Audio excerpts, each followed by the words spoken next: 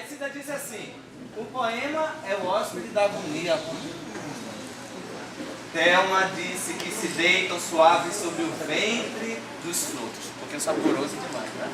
Corredor, e Bicho diz: o antropofagismo. Não me importo de ser piada, afinal também eu estou piada.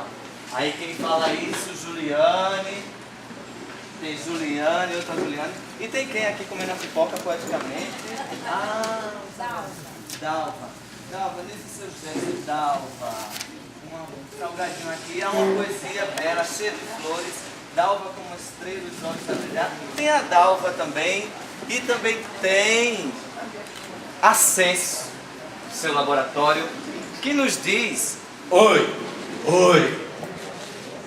que diz assim: adeus, eu voltarei ao sol da primavera, e a tua rósea boca, a minha boca unindo, murmuraste baixinho. Só o amor que em nós impera nos permite encarar esta ausência sorrindo. Adeus, eu voltarei quando o inverno for fundo. Contigo ficará o meu coração. Espera. E estendendo-se a mão formosa em gesto lindo, adeus, eu voltarei ao sol da primavera. 3 vezes pelo azul as andorinhas voaram. 3 vezes as folhas dos arvoredos se mudaram. E a estação do lilás mais uma vez impera. E embora não cumprindo a jura que fizeste, ainda soa-me ao ouvido a frase que disseste: adeus, eu voltarei ao sol da primavera.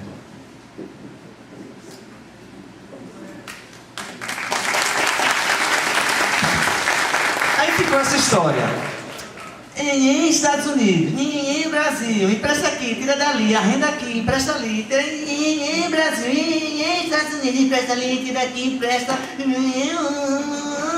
Aí a Cês escreveu assim: Brasil, Estados Unidos, lei de empréstimos e arrendamentos.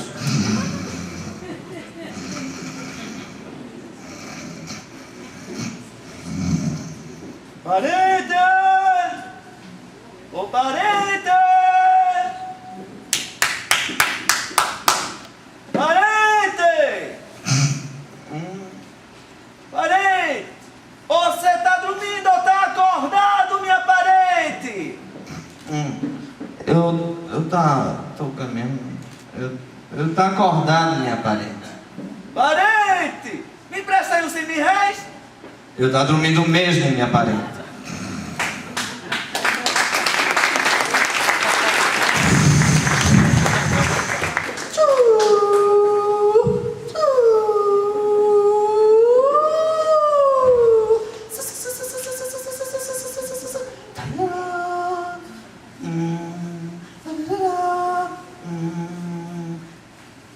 Na paisagem da rua calma, tu vinhas vindo, e vinhas vindo, e vinhas vindo, e o teu vestido era tão lindo, que parece que tu vinhas impregnada na tua alma.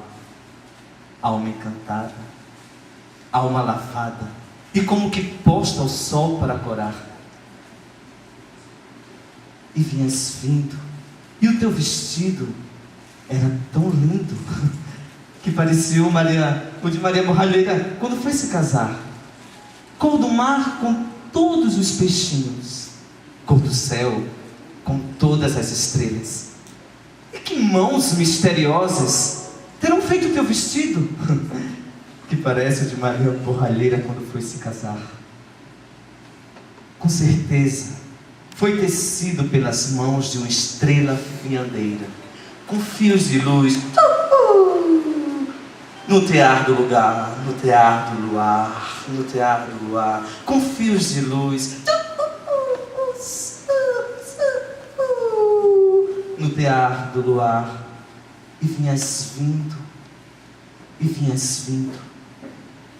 E o teu vestido era tão lindo que parece que tu vinhas impregnada na tua alma.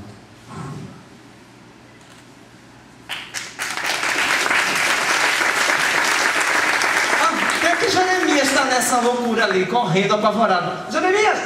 Minha gente, minha gente, minha gente, minha gente, minha gente, minha gente, minha gente, minha gente, minha gente, minha gente, minha gente, minha gente, minha gente, minha gente, minha gente. Apareceu no poço de pescar uma cobra, minha gente. Mas era tão grande, tão grande, tão grande, tão grande, tão grande, tão grande, tão grande, tão grande. A cobra era grande, grande, grande, grande, grande, junto aqui, junto aqui, junto aqui, junto aqui, grande, junto com essa aqui, junto aqui, junto, junto, junto, junto, junto, junto, junto, junto, junto, junto, junto, junto, junto, aqui, tão grande, tão grande, tão grande, tão grande, tão grande, tão grande, tão grande, passe, passe, passe, é grande a cobra, era tão grande, tão grande, tão grande, tão grande, tão grande a cobra, que a menina do olho da cobra era maior que um pneumático de caminhão, tá, tá. O homem, minha gente, o homem foi pescar no poço, jogou a tarrafa, e a cobra, bah, engoliu a tarrafa. Olha, minha gente, era a cobra puxando a tarrafa, o homem tentando puxar pra cá, a cobra puxando, a cobra que não deu, e o puxando, a cobra, bah, engoliu o homem, minha gente, minha gente, minha gente, minha gente, minha gente, minha gente, minha gente. O irmão desse homem saiu pelo oco do mundo, juntou, foi tudo que era pólvora, dinamite e criou a bomba atômica. Ele pegou a bomba atômica, pegou a bomba atômica e jogou no poço. Vocês é que vão fazer o bar. Jogou no poço. A cobra, babum também, babum. A cobra, babum. A cobra, babum. A cobra, mas minha gente, ela estava com a fome da caninana. A cobra, babum. A cobra, engoliu a bomba, minha gente. Olha, foi uma explosão no meio do mundo. Era tudo de um lado, piranha de um lado, eita, desculpe, piranha do outro lado, camuri. E vocês pensam que a cobra morreu, minha gente? Morreu não. Olha, ela tá lá na beira do poço, piscando de um olho só assim, ó. Por que vocês, quando saírem daqui, não vão ver a cobra assim, ó? Minha gente. Viva Cêncio Ferreira. Obrigado. Sucesso ao nosso encontro. Boa noite.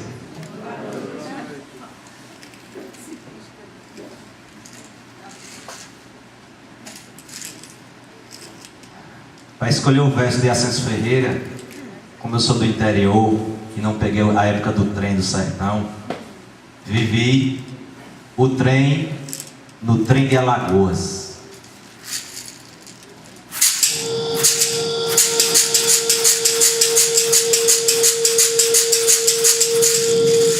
O sino bate, o condutor apita o apito. Solta o trem de ferro um grito, põe-se logo a caminhar. Vou danado pra Catende, vou danado pra Catende,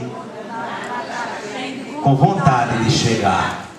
Mergulham mocambos nos mangues molhados, moleques, mulatos, vem vê-lo passar. Adeus, adeus. Mangueiras, coqueiros, coqueiros em flor, coqueiros com frutos, já bom de chupar. Adeus, moreno do cabelo cacheado. Vou danado pra Catende, vou danado pra Catende, vou danado pra Catende, com vontade de chegar. Na boca da mata há furnas incríveis, que em coisas terríveis nos fazem pensar. Ali mora o pai da mata. Ali é a casa dos caiporas. Vou danado pra Catende, vou danado pra Catende, vou danado pra Catende, com vontade de chegar. Meu Deus, já disseram a praia é longe, no entanto avistamos, bem perto, outro mar. Danou-se, se move, parece uma onda que nada, é um partido Já bom de cortar, vou danado pra Catende, vou danado pra Catende, vou danado pra Catende com vontade de chegar. Cana, caiana, cana roxa, cana fina, cada qual a mais bonita, todas boas de chupar. Adeus, morena do cabelo cacheado. Ali dorme o pai da mata, ali é a casa dos caiporas. Vou danado pra Catende, vou danado pra Catende, vou danado pra Catende com vontade de chegar.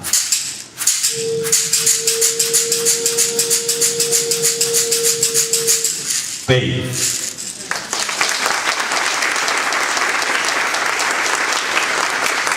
Ascenso Ferreira tem uma forma muito peculiar de declamar as poesias. Eu fiz questão, porque eu sei que tem uma coisa gravada dele, eu fiz questão de não ouvir, porque com certeza se eu ouvisse eu ia tentar imitá-lo.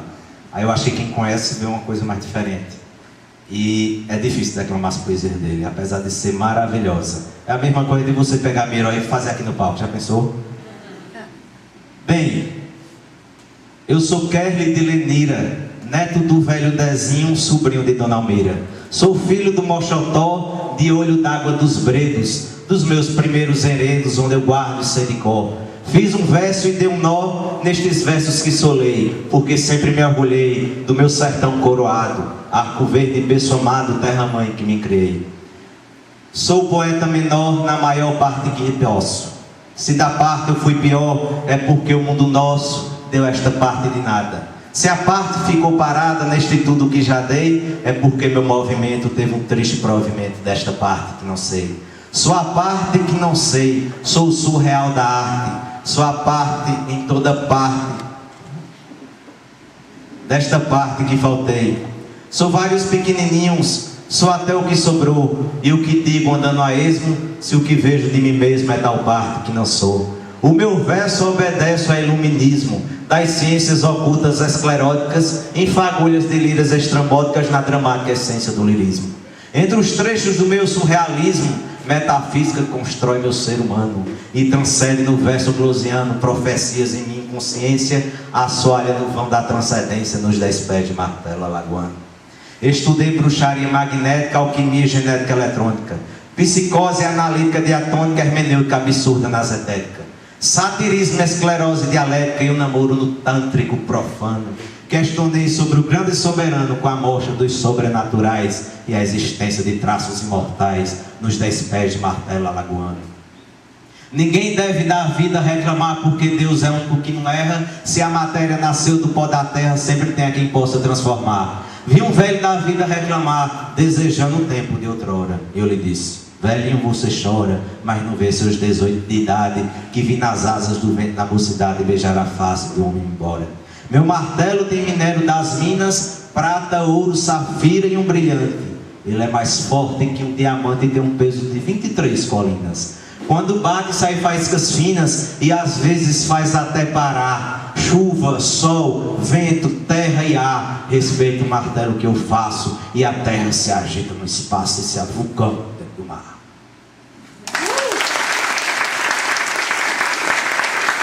Vou danado pra Catende, vou danado pra Catende, vou danado pra Catende com vontade de chegar.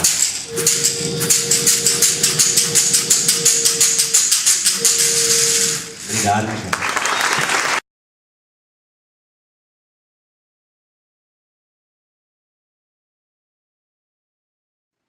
Bendita cada letra escrita, cada som soprado ou dito, seja sussurro, seja grito. Bendito o fruto desse alfabeto, o eco novo que meus dedos trazem, espelho torto de me revelar. Eu velo é pela força dela, e são para ela todas as minhas rezas, para o seu feitiço e para a sua ferida. Bendita também é a palavra maldita, que bota fogo nesse salão, a portadora de toda a agonia. Toda palavra carrega um incêndio. Cada palavra tem no fundo um mar. Bendita é a palavra que se deixa respirar. Maria Rezende. E eu espero que essa noite, e a partir de hoje, até dezembro e até quando a gente puder estar aqui, a gente respire palavra no Laboratório de Autoria Ascenso Ferreira. Muito obrigada pela presença de todos nessa noite. Eu estou bem emocionada. Deixa eu tirar isso aqui para não... Estou bem emocionada porque a plateia está bem florida. E com pessoas queridas, pessoas que eu acabei de conhecer, pessoas das letras. Eu chego e fico aqui, oh meu Deus, quem sou eu para fazer a abertura dessa noite? Eu sou uma funcionária mesmo do SESC, mas acima de tudo uma apaixonada pela literatura, que me fizeram esse tempo, eu costumo dizer, né? Lá venci da mesma conversa. 2 anos de paixão já. E acho que cada dia eu nunca me desapaixonei, nem espero que isso aconteça. As 2 pessoas que se apresentaram aqui são meus 2 amigos queridos, 2 artistas. Primeiro, Adriano Cabral, que é ator, já fez muito trabalho aqui no SESC. Tem um espetáculo lindíssimo, que é um espetáculo lindo, que é o Cadê Ascenso. E não podia deixar de chamar Adriano para fazer essa abertura com a performance dele. É um performer, Adriano. Escreve também. E Kerley de Magalhães, que é escritor, cordelista, faz coisa, é um danado também. Essa poesia que eu li é de Maria Rezende, que esteve aqui presente ano passado na Mostra de Literatura Contemporânea, e que também está aí na programação para quem já recebeu. E é uma pessoa que a estreia dela foi aqui no palco do Laboratório de Autoria Ascenso Ferreira. Só para dizer a vocês, a gente tem uma sala, que é onde funciona uma sala de criação aqui no 2º andar. Obviamente a gente transferiu aqui para o salão porque é um espaço maior e comportaria melhor a todos vocês. Primeiramente, queria dizer, a Amanda já está ali puxando a corda, mas vocês podem ocupar essas outras cadeiras aqui. Tem muita gente aí atrás, pode pegar almofada, sentar, tem guloseima, fiquem bem à vontade mesmo. Porque o Laboratório de Autoria é um espaço também da informalidade. Tem toda essa formalidade aqui, acaba tendo mesmo, porque a gente precisa botar certas regras no mundo, né? Mas aqui os meninos, mas também se eles quiserem sentar, enfim, se eles quiserem se aproximar mais, eu até ficaria bem grata, porque tem muita gente ali em pé. E é isso, deixa eu pegar para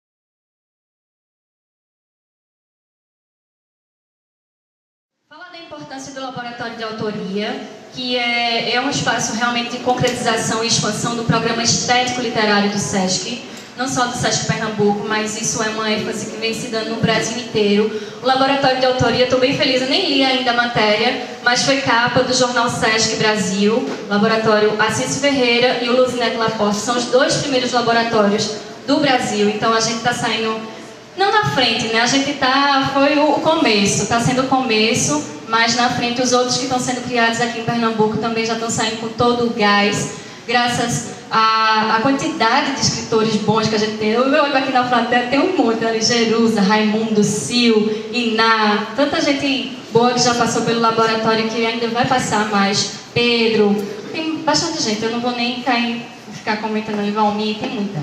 E o maior objetivo do laboratório é a formação do leitor e também a projeção dos escritores, né? A gente tem essa sala de criação, que é esse laboratório, e os leitores, tem a biblioteca também, que no estado a gente tem 16 bibliotecas, e que sem as bibliotecas não tem como a gente fazer essa articulação.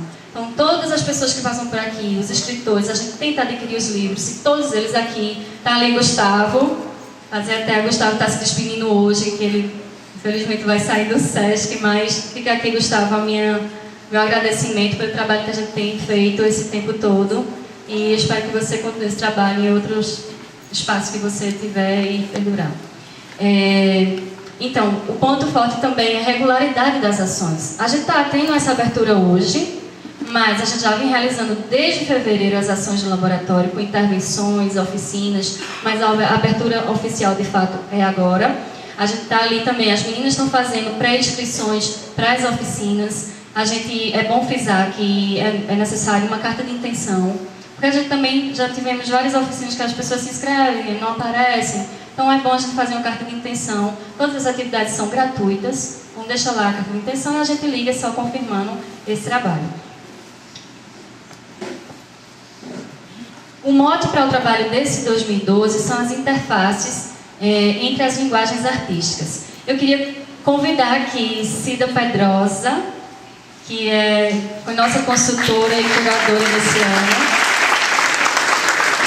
Cida que também é uma grande escritora, recebeu várias homenagens agora na Chapada, na Jornada Literária Chapada do Araripe, porque a gente também tem esse processo de interiorização, de descentralização das artes, e o interior está saindo na frente muito com as jornadas. Então o Cida, juntamente com o Seno, levanta aí meu filho, chega, olha ali, ele é muito tímido, mas ele quebrar e vem-se embora para cá.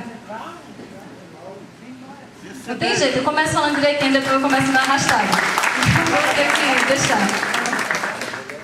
Chega. Não foi combinado não, eu nem sabia que eu ia chamar, mas, né? Então, Seno Ramos, Cida Pedrosa, que fizeram essa curadoria, essa consultoria. Já tivemos várias pessoas também como curadores especiais, como Pedro Américo de Farias, que está por aí, Marcelino Freire, que também deu uma ajuda. Queria que Cida desse uma falinha rápida, Seno também, fica à vontade. Boa noite. Veja, primeiro eu sempre gosto de dizer que esse trabalho de consultoria que a gente faz já há 3 anos para o SESC é um grande presente. É um grande presente porque a possibilidade de você interagir e articular-se e colaborar com a articulação dos escritores do nosso estado, com escritores que moram fora de Pernambuco, é maravilhosa. E também porque eu acredito muito no que se faz aqui. Eu não acredito em evento como parte de uma política de literatura. E o que eu mais gosto desse trabalho do SESC é a questão da sistêmica, ou seja, você tem uma política para a literatura de forma organizada, para o ano todo, com eixos definidos, que acontecem mensalmente com várias atividades. Então a gente sempre pensou em dividir, exatamente para abarcar toda a cena de Pernambuco que tem de fora, em 3 eixos. Nós temos um eixo da formação, por isso nós realizamos uma vez por mês no laboratório oficinas, seja de prosa, poesia, contação de história, sensibilização para a leitura, crônica, quadrinhos, roteiro de cinema, por aí vai. Ou seja, todo mês, quem quiser vir fazer uma oficina aqui no laboratório vem. Nós temos os eixos das mostras, e aí nós trazemos escritores de fora, juntamos com os escritores daqui. E aí não é eventual, porque a ideia é criar esse intercâmbio e essa articulação de escritores que moram aqui com escritores que estão fora. E o terceiro eixo, que é a questão da grande cena oral que nós temos em Pernambuco e que tem que ser preservada. Por isso, todo mês, aqui, acontecem intervenções literárias com escritores que usam muito bem a oralidade como suporte para a literatura. Além dos 3 eixos do laboratório, a gente tenta criar um intercâmbio do sertão para o mar e do mar para o sertão.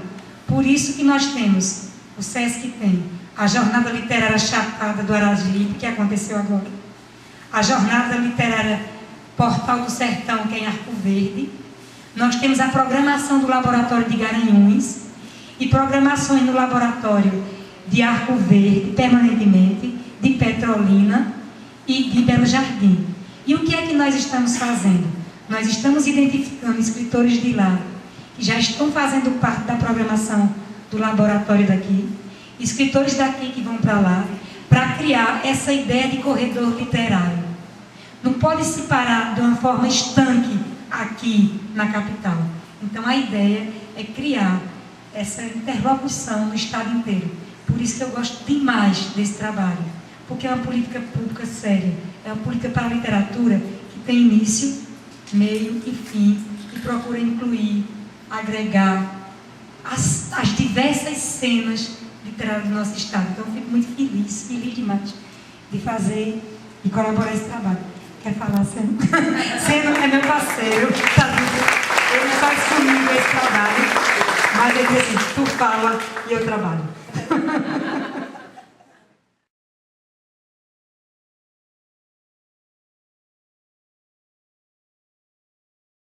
Só que aí, fazer um grande agradecimento à minha prata da casa já, que é a Schneider Café Higiene. Vem pra cá, Schneider, que todo mundo já fica sabendo aqui. fazer meu agradecimento já em público, porque Chinari tocou essa parada.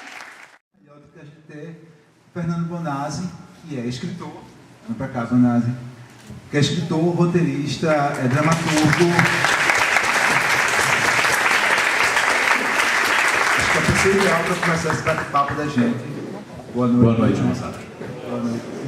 Antes da gente entrar nessa coisa de interface, eu vi uma entrevista do Bonazzi, queria que ele começasse um pouquinho falando sobre isso, porque eu acho que é bem legal para a plateia essa coisa da relação à família dele. Assim, é da família de italianos, de São Paulo, família operária, e ele tem uma frase que eu acho sensacional, que ele começasse um pouquinho sobre isso, que é a relação dele familiar, que eu acho que diz muito sobre a literatura dele. Ele fala que ele viu a família dele ser trocada por máquinas. Eu acho que essa frase é muito forte, né? E queria que você comentasse um pouquinho, pegasse um fio de como essa lembrança familiar, essa questão familiar, ela permeia a tua literatura. Boa noite. É um prazer estar aqui. Eu tenho uma admiração profunda pela cultura do Recife. Eu acho o Chico Science o último gênio da raça. Uma pena que tenha morrido.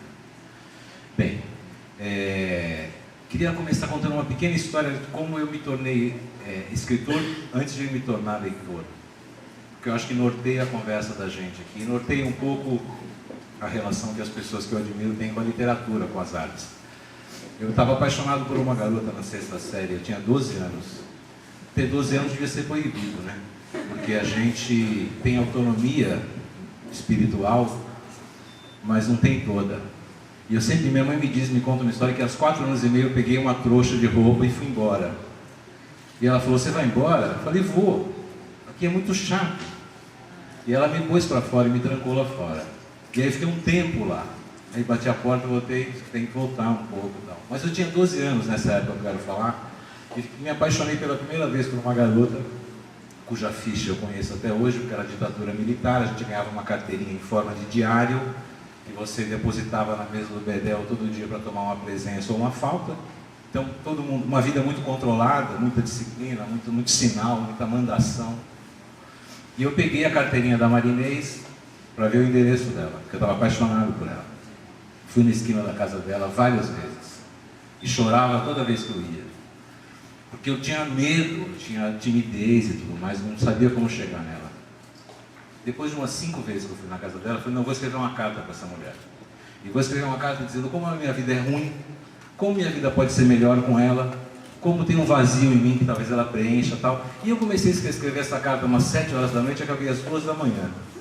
E a hora que eu acabei, eu percebi que ter ou não ter essa mulher não era mais importante. Que eu tinha feito uma coisa que tinha me tornado menos idiota. Que o ato de escrever sobre a falta que ela me fazia me tornava menos idiota. E que esse gesto, portanto assim, é um gesto de afeto, né? É como a educação.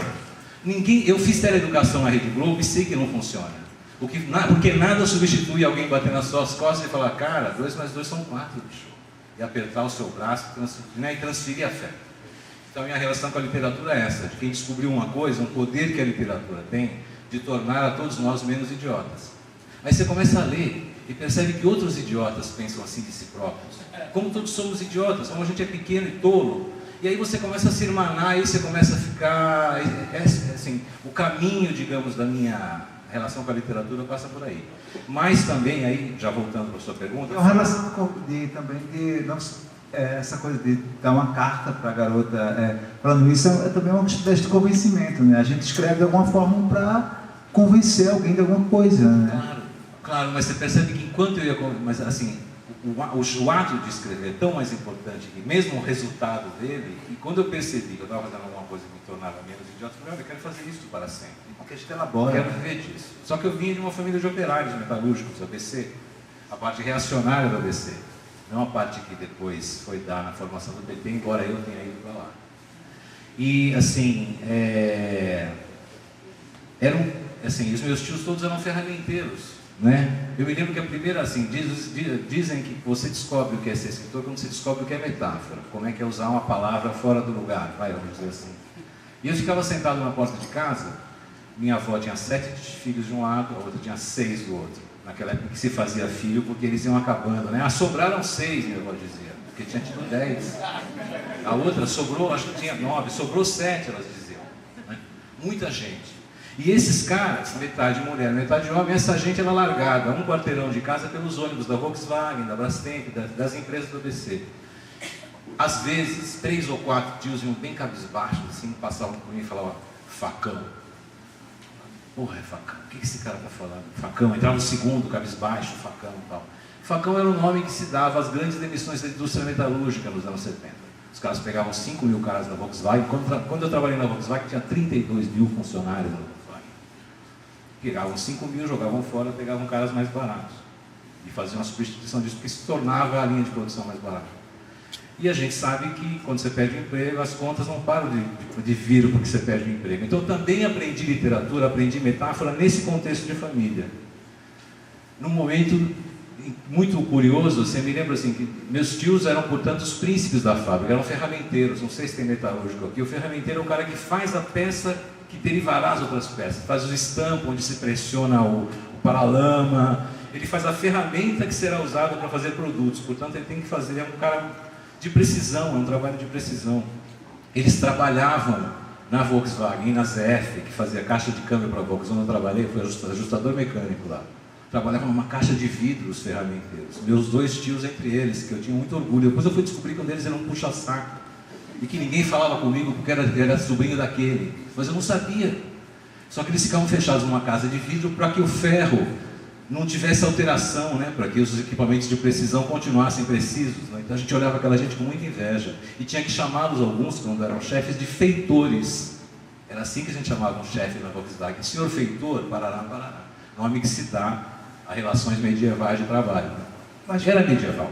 As pessoas tinham noção do que era a palavra feitor? Não. A gente falava porque mandavam falar, assim que chamasse lâmpadas, repetiríamos lâmpada. Mas depois que você descobre a força que isso tem, né? Você está no meio da opressão, assim, você não consegue pôr a cabeça para fora. Bem, até que chega um dia, gente, vou mostrar na fábrica onde eu trabalhava um negócio chamado torno CNC. O torno CNC é um torno automatizado.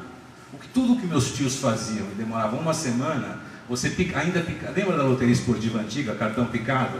Tem gente jovem aqui, mas a gente lembra. Eu estou com 50, lembro. Eles botaram, o cara apresentou aquele torno na linha de produção, os operários se aproximaram para ver aquilo. O cara botou um cartão picotado lá e a peça que meu tio demorava uma semana para fazer, todo lindo, saiu em 3 segundos.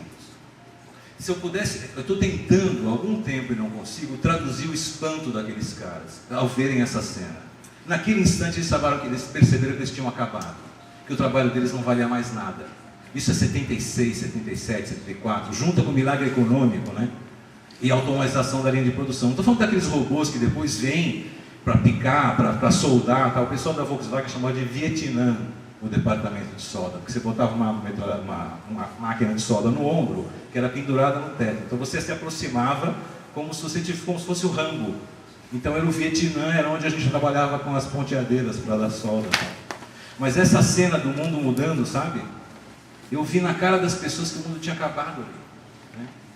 Tinha acabado para eles, porque minha avó me dizia: não suje as mãos, não seja trouxa como os seus tios, trate de não sujar as mãos, trate de fazer alguma coisa que você não suje as mãos. Né? E um pouco que a minha literatura vem nesse lugar, assim, felizmente acabou por outras vias chegando a essa conclusão de que minha avó tinha razão. Assim. Um pouco para contar, assim, essa origem. Aí de repente eu tenho 16, 15, entre 14 e 17 eu trabalho na ZF e na Volks. Aí você chega no trabalho um dia e tem uns negócios, né, jogam lá os papeizinhos com o desenho do Enfio, lembra Enfio? O grande Enfio, dizendo assim: você sabe quanto o operário ganha? É tanto. Você sabe quanto o patrão dele ganha? É 45 vezes, 120. As provocações que começavam a acontecer da parte do novo sindicalismo, assim, isso você encontrava às vezes no armário. Você abriu o armário para pegar o macacão, tinha lá um bilhetinho do Sindicato de Metalúrgica do ABC, que já era comandado pela turma do Lula, por exemplo, colocando essas coisas lá. Depois eu fui fazer o filme do Lula, muito louco também. Enfim, isso para colocar assim, como é que eu tenho a sensação de como é que de uma certa maneira a vida da gente acompanha a história, sabe? E como isso não tem, a dimensão disso é literária. Como é que você vai traduzir o espanto desses caras que estavam perdendo lugar instantaneamente, assim, eles perceberam isso. Isso é muito bacana. E essa coisa que você falou agora, eu fiquei pensando solidariamente, você perceber isso como pessoas transformadas em máquinas, né? Assim, pessoas estão percebendo que estão anacrônicas, né? Peso que deve ser isso na cabeça da pessoa. Não que ser operário naquele momento, não que ser operário de engenharia de produção seja alguma coisa criativa. Eu me lembro, depois, no processo de fazer o filme do Lula, eu vi todos os filmes que estavam relacionados ao Lula e revi o documentário do João Moreira Salles.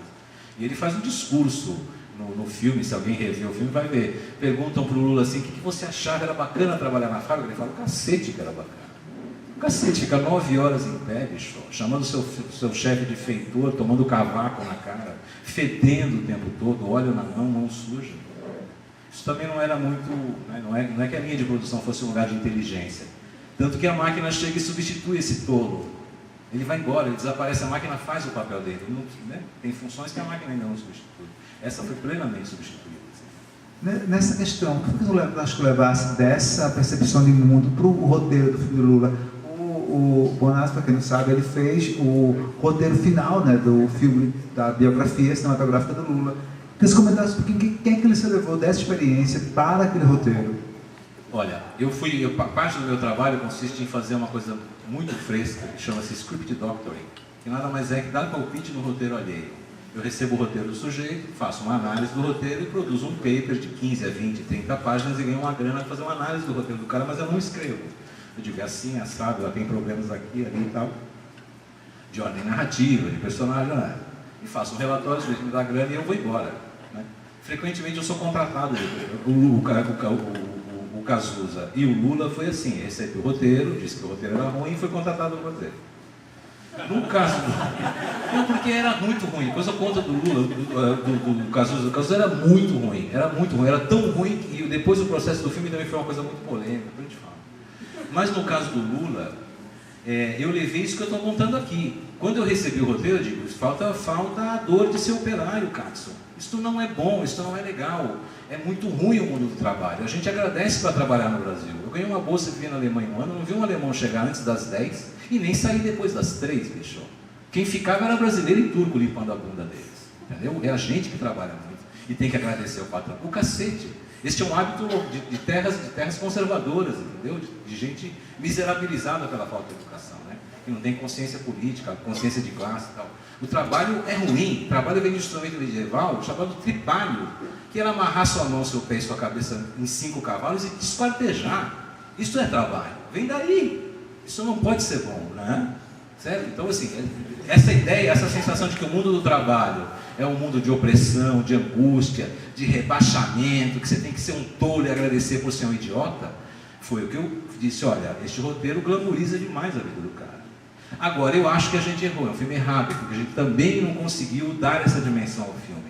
Eu acho que a gente deu tanto de barato que ele era tão importante para o Brasil, que qualquer coisa que a gente fizesse ia haver interesse em ver, sabe assim? Eu acho que a gente não se preocupou com a qualidade da obra artística. Sabe, não faz jus, independente do que se pense do Lula, eu acho que é um mau filme, é um filme sem força, sem conflito, em que isso que eu estou dizendo não passou para o filme, entendeu? Não se carregou para lá. Né? Voltando. E fracassou loucamente, o que isso que é legal. Porque a gente tinha certeza, para vocês terem uma ideia, eu pedi bastante mais do que eu costumo ganhar, mas pedi 1/3 quando eu fizesse 1 milhão, outro terço quando eu fizesse 10 milhões, e outro terço quando fizesse 20 milhões. O filme fez 900 mil. O Barretão me pagou o primeiro terço por generosidade, porque ele nem combinado era isso. Uma coisa que a gente conversou um pouco antes da conversa da gente aqui foi como é fazer um filme sobre uma pessoa, no caso Lula, naquele calor do momento. Né? Ele é ainda presidente do Brasil, está com popularidade altíssima. Eu queria que você comentasse um pouquinho se talvez a hora do filme foi errada. Olha, o problema do filme é o filme. Não ajudou a hora. A hora não ajuda, porque assim, você tem que superar um cara que é o cara. Até o Obama disse que ele era o cara. E ele era o cara, pô. Se a gente está aqui hoje, desculpe, parte do fato de estarmos aqui hoje é uma reorientação do Estado brasileiro para os miseráveis, que o Lula promove de verdade. Começa com a estabilização econômica, mas quem olha, aponta, investe, põe dinheiro e transforma, das administrações do PT para cá. Então você lidar com uma coisa, a tragédia é mais fácil de lidar, né? Tem um pathos natural na tragédia, é mais fácil você fazer alguma desgraceira.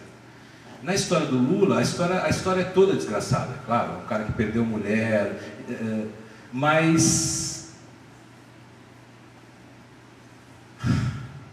eu queria ter feito esse filme.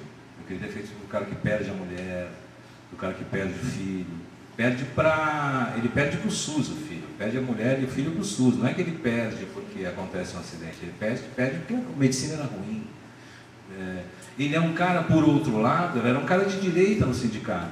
Por isso que ele foi o interlocutor da ditadura e é o Lula Luiz Inácio, entendeu? Ele era um negociador também, não vem me dizer que ele era um radical, que não era. Ele era o cara do sindicato que os militares conseguiam conversar, apesar de tudo que aconteceu. Né? Ele não era o exemplo mais... Há exemplos mais radicais até hoje no PT. E até hoje no sindicalismo. Ele era um cara conversado, ele tem essa capacidade de negociar. Você pergunta para o Lula por que, por exemplo, o PMDB no governo, ele te diz, eu sou o presidente de todos os brasileiros. Eu não concordo com esse raciocínio, ainda que ele seja o presidente de todos os brasileiros. Em nome da governança, por exemplo, se faz um monte de burrice no Brasil, que você junta um monte de canalha junto no mesmo Estado, na mesma governança, em nome da estabilidade, né, dessa coisa de atender a todos. Tá?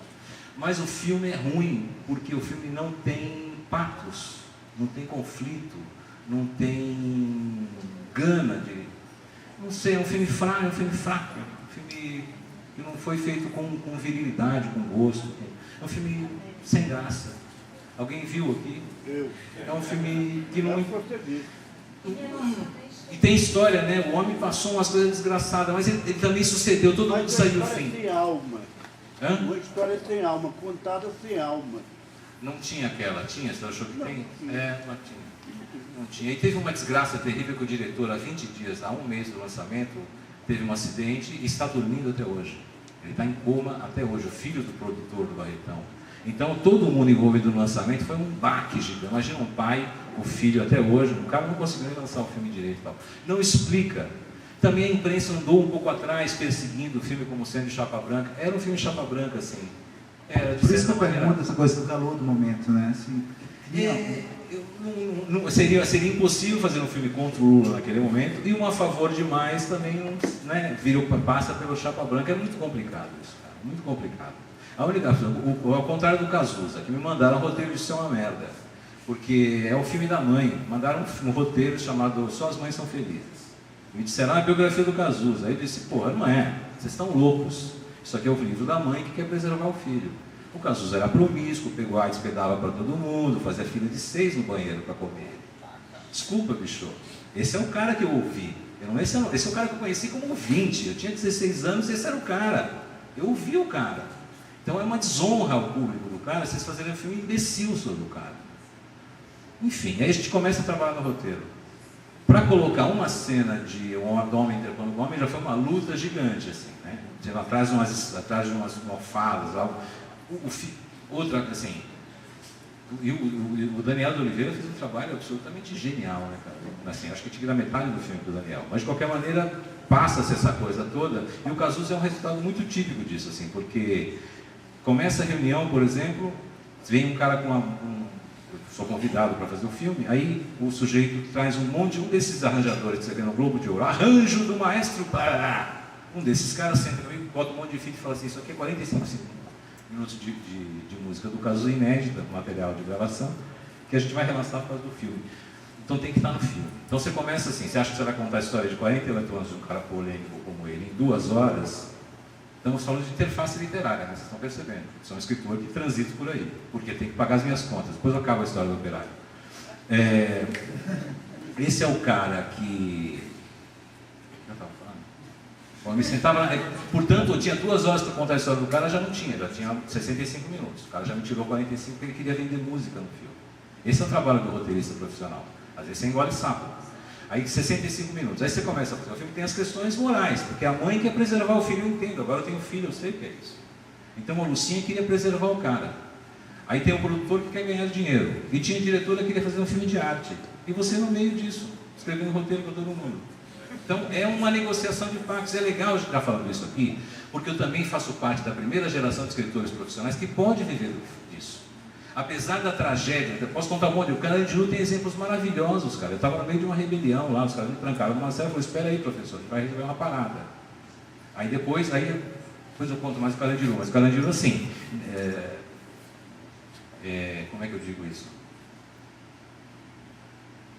Assim, a gente faz parte de um fenômeno que é esta coisa da distribuição do conhecimento.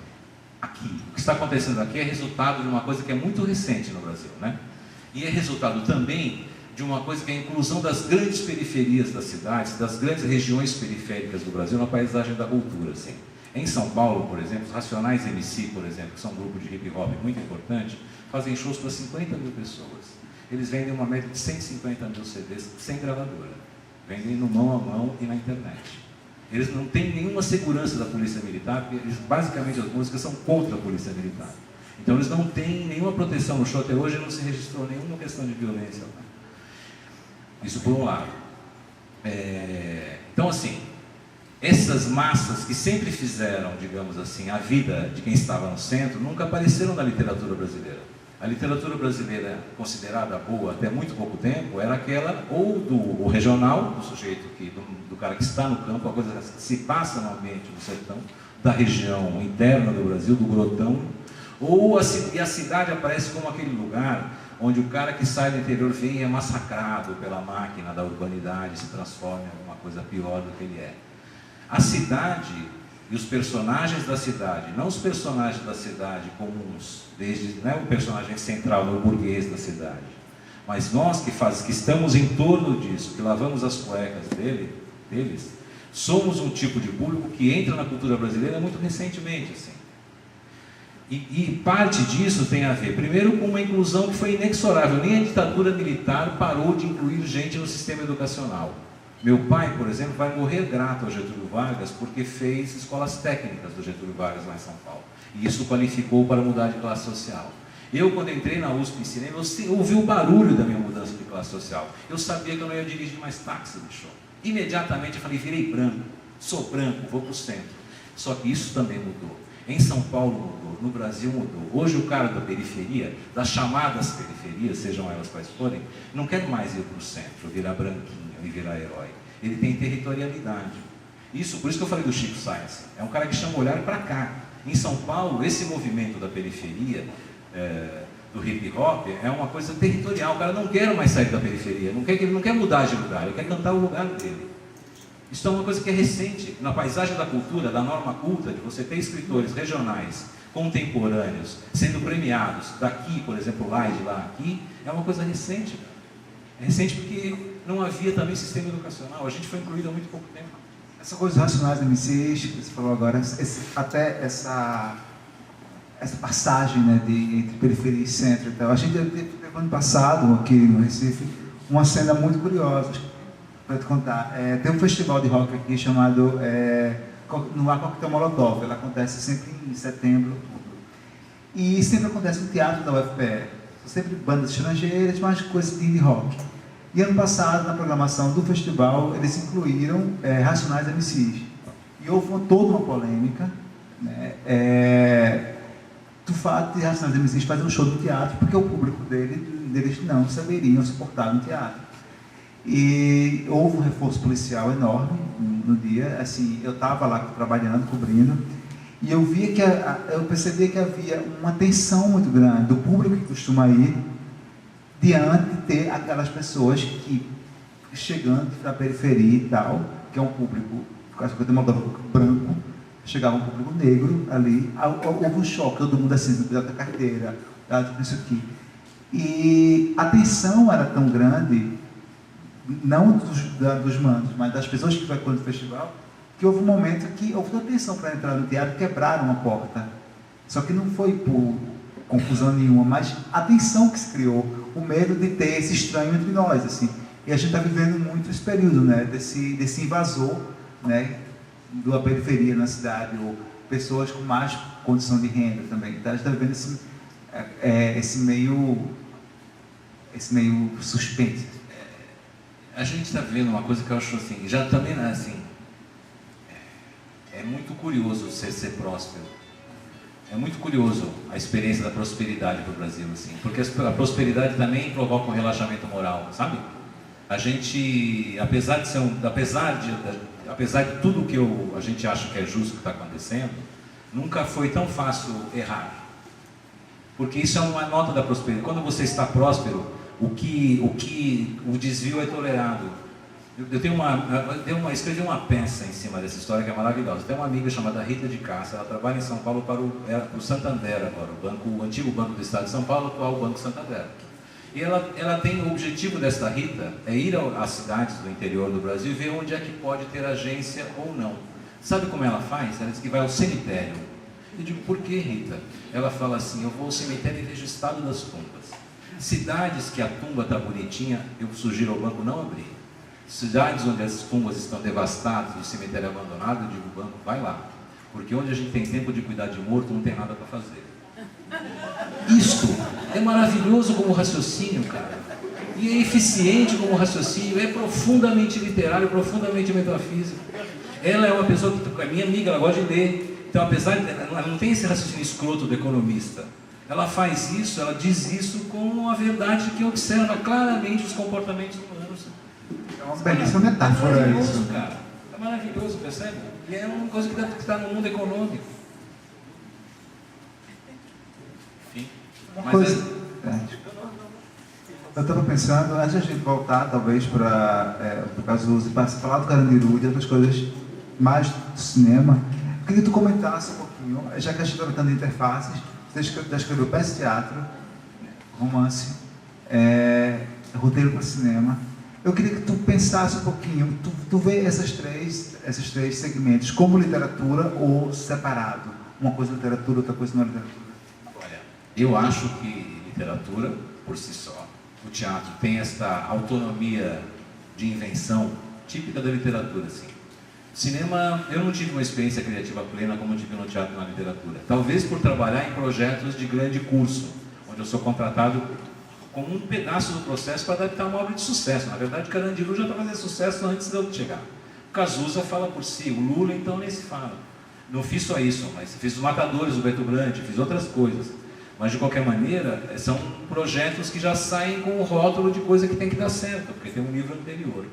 Então a minha experiência com o cinema é uma experiência de técnica, entre aspas. O cara que pega um trabalho e tenta na melhor forma possível desenvolver aquele roteiro e apresentar, preservando um sucesso que não é meu, que é do cara que escreveu o livro. Agora, assim, eu não acho o cinema brasileiro grande coisa. Não acho grande coisa. Não acho corajoso como a literatura e o teatro. Não tem culhões necessários, sabe assim? Porque aí você começa a discutir, bom, o que é? O mecanismo de renúncia fiscal, em geral, torna você um pouco... Há uma censura econômica, cara. Depende, se você é assim, o que é hoje? Como é que funciona hoje em dia para fazer um filme? Você escreve o seu roteiro, vai ao Ministério da Cultura e lá recebe uma chancela para pedir dinheiro público por aí pelas empresas. Não é tão bobo assim. Você recebe uma informação, recebe um carinho e diz, você pode agora pedir dinheiro para o seu Vilares, para o seu renúncia fiscal dessa gente. Quando você leva e quem decide quem vai pôr o dinheiro ou não é o dono da empresa. Nenhum país civilizado faz isso. Nos países civilizados é como em Porto Alegre. O sujeito quer investir em cinema, põe dinheiro numa conta do Estado e o Estado decide para quem dá o dinheiro. Aqui quem decide quem dá o dinheiro é o empresário. Então você leva um filme que não interessa a marca dele, você não faz. E você pode imaginar os temas que não interessam ao empresário. Que são os melhores temas da obra de arte em geral. Porque a obra de arte tem digamos assim, a obra de arte tem essa coisa desagradável de ser frequentemente desagradável para quem tem muito e quem não tem, de ser justa, de propor a justiça. Você falou em desagradável, culhões, assim, tem um trabalho teu que eu acho que tem muito isso, que é para o teatro, que é Apocalipse.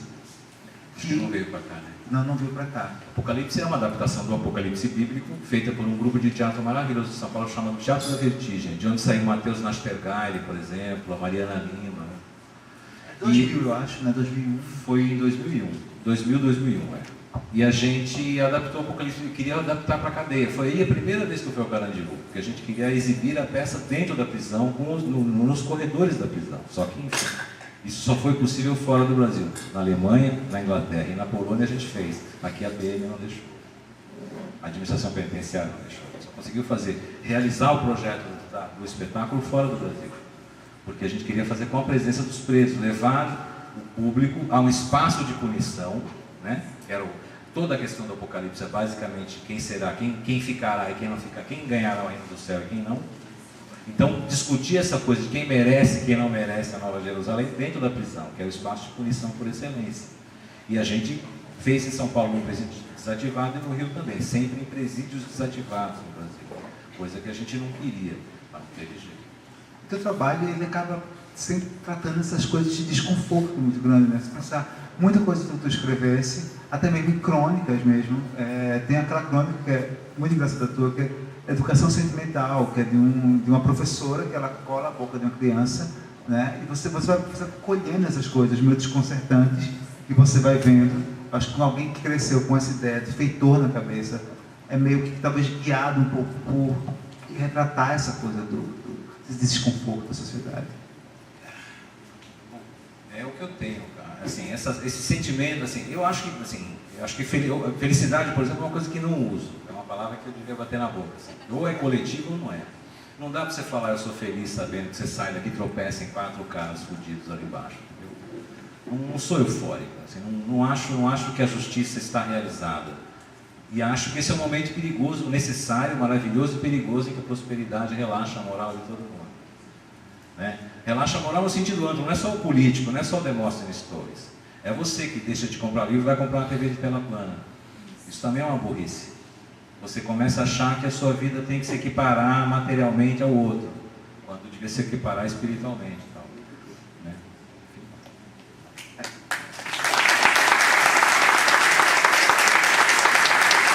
Mas tem um famoso fotógrafo chamado Robert Doisneau, um cara que fez uma foto famosa de um cara beijando uma menina assim, quando acabou a guerra em Paris. Esse cara disse assim: os lugares onde as pessoas sofrem têm mais dignidade do que aqueles onde elas se divertem. Eu acho isso, eu acredito nisso, como eu não acredito em Deus, mas acredito nessa frase. Também acredito que a dor é mais importante que a alegria. Que se você conhece a dor, a alegria é fácil. É fácil, a alegria é fácil. Estou fora. A alegria não me interessa. Interessa viver a alegria, mas falar dela não interessa. Se a gente conseguisse partilhar a experiência da dor, isso nos tornaria mais solidários. Se a gente consegue partilhar a experiência da alegria, a gente não fica mais solidário com isso. É a experiência que eu tenho da minha vida pessoal, os meus amigos, as pessoas com quem eu tenho intimidade, as pessoas que sofreram comigo. As pessoas que se alegraram comigo passam, as pessoas que sofreram comigo ficam. A marca da dor é uma coisa fundamental para a experiência do fudido, para a experiência de quem migra de classe, para a experiência de quem está fora da benesse, sabe assim? Cultuar e cultivar essa dor é um ato político, assim, é um ato estético, tem que ser forma. Literatura ainda é forma, escrever bem, parará. Isso é uma espécie de engajamento teu, né? Se você pensar de uma forma mais ampla. Eu não consigo imaginar a prática literária fora de qualquer espécie de engajamento, seja lá qual for. Pode ser o temário gay, por exemplo, não importa. Pode ser a sua questão tem que estar formulada na sua literatura. Eu não acredito muito nessa coisa do projeto literário. Bom, então agora eu vou escrever um livro assim. Fiz coisa de encomenda que é ruim, que não tem vida, que é o que ele disse, não tem alma, como o filme do Lula. E aí isso é ruim na literatura, isso me dá muita vergonha. Eu fiz muita coisa, fiz 30 livros. Porque justamente eu faço parte de uma geração que pode trabalhar com isso, como você, como eu, tal. E venho de uma família em que o fruto do seu trabalho tinha que pagar suas contas rapidamente. E até quando você escreve para criança, você não deixa problematizar isso, né? De certa forma, você talvez baixa o volume, mas tem essa problematização. Tem, mas isso tem funcionado na escola. Eu pago o meu condomínio, que é alto, com 2 livros de criança. Um chamado O Pequeno Fascista, que é um anti-Pequeno Príncipe, a história de um menino que é branco, mas se faz passar, aliás, é um menino que é negro, mas que diz que é branco porque eles ganham mais merenda. Os brancos ganham mais merenda que os negros, então ele se faz de branco. E é um moleque muito cruel, assim. E o outro chama-se Declaração Universal do Moleque Invocado, que é um manifesto comunista para crianças. Uma versão. Um da COSAC, os 2 da COSAC na IFE. São legais, porque propõem discussões legais na sala de aula. A molecada, assim, eu trabalhei na Folhinha de São Paulo durante 5 anos. Falei de tudo que você puder imaginar, de menstruação a perseguição política com criança. Nunca tive problema. Fui trabalhar na Ilustrada, em 3 anos eu fui demitido. Enche o saco, adulto enche o saco. criança você discute qualquer tema, ele é capaz de retornar com uma discussão. A abertura que o ambiente infantil propõe deveria nos fazer com que a gente pudesse conversar com as crianças sobre qualquer tema. Minhas filhas são criadas como eu gostaria de ter sido criado.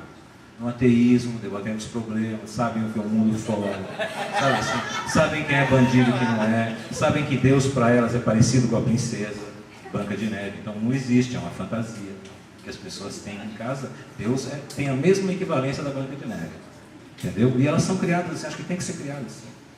É uma questão de coerência. E até para a criança, no caso, dessa forma você cria novas metáforas, né?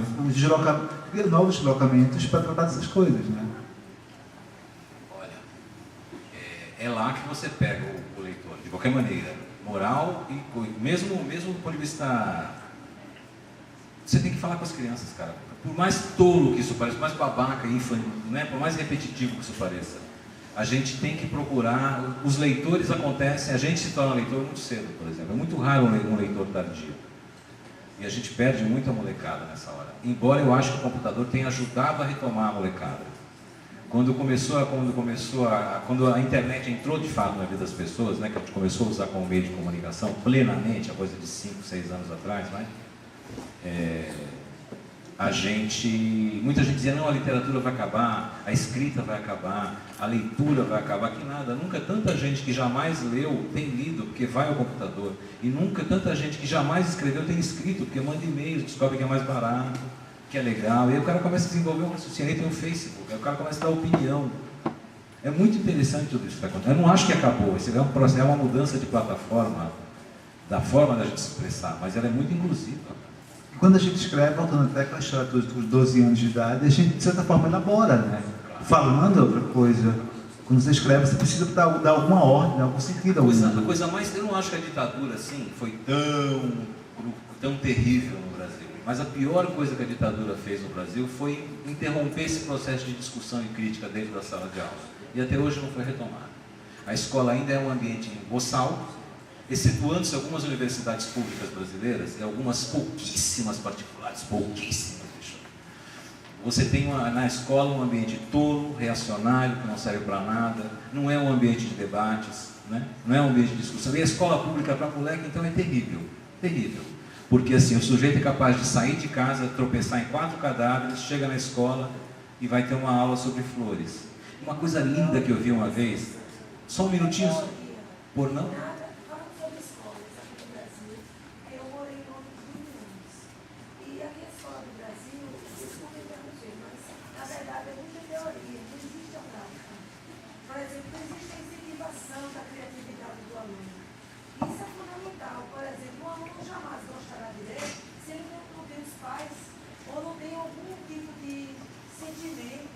Aonde as pessoas podem se expressar, ou então até como podemos dizer, sentir o ambiente, porque a pessoa só pode se expressar. Eu senti isso com os meus filhos. Os meus filhos, por exemplo, 2 ingleses, vieram ao Brasil. Então, um deles está na Austrália, mas o que está aqui, ele começou a desenhar, começou a se expressar com favelas. Ele desenhava obras de arte de pássaros incríveis. E começou a fazer o quê? Desenhar favelas. Quer dizer, ele se inspirou nas coisas que ele estava vivendo, os edifícios em Boa Viagem. Aqueles acidentes de carros terríveis. Aí eu disse, por que você está fazendo isso, filho? Ele fez, mãe, é o que eu estou vivendo todos os dias. E a mesma coisa eu me refiro à escola, o que você estava falando. Porque a escola é isso, elas não estão mesmo ligadas na teoria. Elas não estão ligadas no aluno, no desenvolvimento, por exemplo, de um teatro, liberar para o povo, né? Essa liderança com teatro, com arte, com criatividade. O que a gente vê lá fora. Por exemplo, o cinema lá fora, você vê muito disso. Você vê a continuação, por exemplo, Segunda Guerra Mundial. Você vê vários filmes sendo feitos com a Segunda Guerra Mundial, mas você vê sentimento, você vê amor, você vê gratidão. Por isso que você falou ali, que eu achei muito interessante, quando você citou que a sua tristeza foram os seus verdadeiros amigos. Porque é verdade. Quando a gente está fraco, a carne da gente está forte. O espírito está forte. Mas quando a gente está alegre, a gente está alegre só para essas coisas bobas. Então é importante essa profundeza. E que o Brasil precisa disso. Ele precisa investir nesse tipo de coisa para os alunos, porque assim os alunos com certeza vão dar arte, vão ter teatro, vão dar valor a muito mais. E voltando ao assunto do abençoado aí, que eu esqueci o nome, do entrevistador, sim, é importante também relembrar que essas culturas urbanas, né, assim, dos subúrbios, foram aumentadas muito mais depois do computador, da internet. Eles começaram a valorizar-se, que é uma coisa muito boa, por sinal, é um sinal positivo. E desculpa interromper, tá? Não, prazer que você interrompa. A única coisa, digamos assim, o único perdão que eu dou a essa situação toda é que a gente tem um corpo de 60 milhões de alunos, coisa que, por exemplo, a Inglaterra não tem. Então a gente tem que dar boa educação para uma massa de pessoas muito grande. Então tem que dar um desconto para isso. Mas assim, não há muita atenção para isso. Mas poderíamos, porque deveríamos. Poderíamos e deveríamos. Sim, e deveríamos isso, porque Isto temos aqui, todo o capital para isso. Somos um país de arte. Veja só o que está sobre sua cabeça. Claro, Essa decoração. Isso que a gente está fazendo aqui é um ato que vai contra isso. Não existe isso. Lá eles não têm isso que nós temos. Mas eles fazem de outra forma. Quer dizer, isso que a gente tem que buscar. Nós temos que valorizar o que nós temos. E isso não acontece aqui entre nós. É uma coisa que eu gostaria muito de ver nas escolas. E em São Paulo eu vejo que eu já morei um tempo em São Paulo e vi que pelo menos lá algumas coisas já mudaram. Mas no Brasil ainda continua muito colonialistamente. Desculpa ser um pouco crítica. Mente colonialista. Ainda voltando àquele estado, como você falou, melhor comprar uma digital, uma TV grandona, do que ter um livro, porque eu vou me comparar ao meu vizinho. E muito obrigada, viu, vocês todos. Uma boa noite. Bonazzi, antes da gente abrir para o público, eu queria só fazer um comentáriozinho sobre a tua relação como escritor com a cidade de São Paulo, né? Que tu tem uma fixação, percebe, pela questão de pensar a cidade de São Paulo. Antes da gente abrir para o público, falasse um pouquinho de São Paulo como teu personagem. É curioso como São Paulo, cara, apesar da importância econômica que tem, quase não tem importância literária. Perto do Recife, perto do Rio, perto de Salvador, perto de Porto Alegre, perto de Curitiba, são cidades que têm personalidades literárias. Você pode não concordar com elas, você como um cara jovem e tal, mas assim, Recife tem uma cara literária. Porto Alegre, assim, você tem cidades que têm uma cultura literária que faz jus ao ambiente da cidade. São Paulo não tem. Nesse momento, por exemplo, tem um monte de escritor imigrante lá. Há uma grande quantidade de imigrantes de literatura sendo produzida em São Paulo e isso ainda não estabeleceu essa cara da cidade. Assim. Eu gosto de pensar, porque eu gosto de falar de um lugar que precisa ter uma cara literária. Dar cara literária é uma coisa que é ferro, fumaça, porcalhada, poluição, carro. Gostaria de pensar que colaboro para dar uma cara literária para aquela cidade que não tem. Não tem. O modernismo não representa São Paulo. O modernismo é um barato de brancos burgueses, assim, que não vem me falar bem de modernismo. Agora, vamos abrir agora para a plateia. Quem que tem pergunta para o Bonazzi? E aí, bom, podemos falar. Quem aqui quer falar alguma coisa? Ali. Eu queria que você falasse sobre o Carandiru, ficou faltando isso. Fala. O Carandiru foi o seguinte, o Hector e o Drauzio me chamaram. O livro não estava pronto, ainda não estava publicado. O Drauzio cuidou do câncer do Hector Babenco, curou o Hector, eu costumo falar com o Drauzio que foi a pior coisa que ele fez, mas ele curou o câncer do Hector Babenco, que é um chato de galocha, mas acabou ficando amigo, mas é um chato, eu já contei isso para ele. E aí eu fui lá, a gente começou a ler o livro, num processo de adaptação, selecionando o que a gente gostava, separando aqui, o Drauzio ainda estava escrevendo e tal. Aí eu comecei uma fase que eu disse, eu não preciso ir lá ver o que acontece. Se eu cheirar aquilo, sentir aquilo, eu achei que umas 3 ou 4 vezes ia dar certo. E disse para o Drauzio, como é que é ir lá? Nunca fui, sou playboy perto dos caras, os caras são humanos, eu não. Ele falou, não vai acontecer nada com visita. E na primeira vez já foi maravilhoso, eu fui ver uma final de campeonato de futebol no Carandiru. E assim, começou, e aí naquele dia, você entrava na porta, tinha 7.500 e tantos detentos e 4 visitantes. Eles punham, era eu e mais 3 juízes. O campeonato de futebol do Carandiru era tão importante que ele era federado. A Federação Paulista de Futebol mandava juízes e bandeirinhas. Você, como jogador, tinha que se inscrever na federação, apesar de estar detido. Então era um campeonato da Federação Paulista de Futebol. Naquele dia, então no dia que eu fui ver o jogo, tinha 3 juízes de fora, como eles chamavam, e um cara que estava escrevendo a história da cadeia. Como eles souberam, eu não sei, porque ninguém contou para eles. Mas sabiam. Aí eu me postei do lado do cara, da linha do campo, começou o jogo, em 10 minutos alguém chutou, alguém entrou de carro, um cara entrou de carrinho, o outro de um jeito um pouco forte, o juiz expulsou o cara. O cara bateu a bola na frente do juiz e falou, seu merda, e foi para dentro da prisão. O jogo continuou. O juiz deu merda para o juiz, doutor, né? Porque o cara ouve algo mais do que isso, da torcida dos jogadores. O cara foi embora.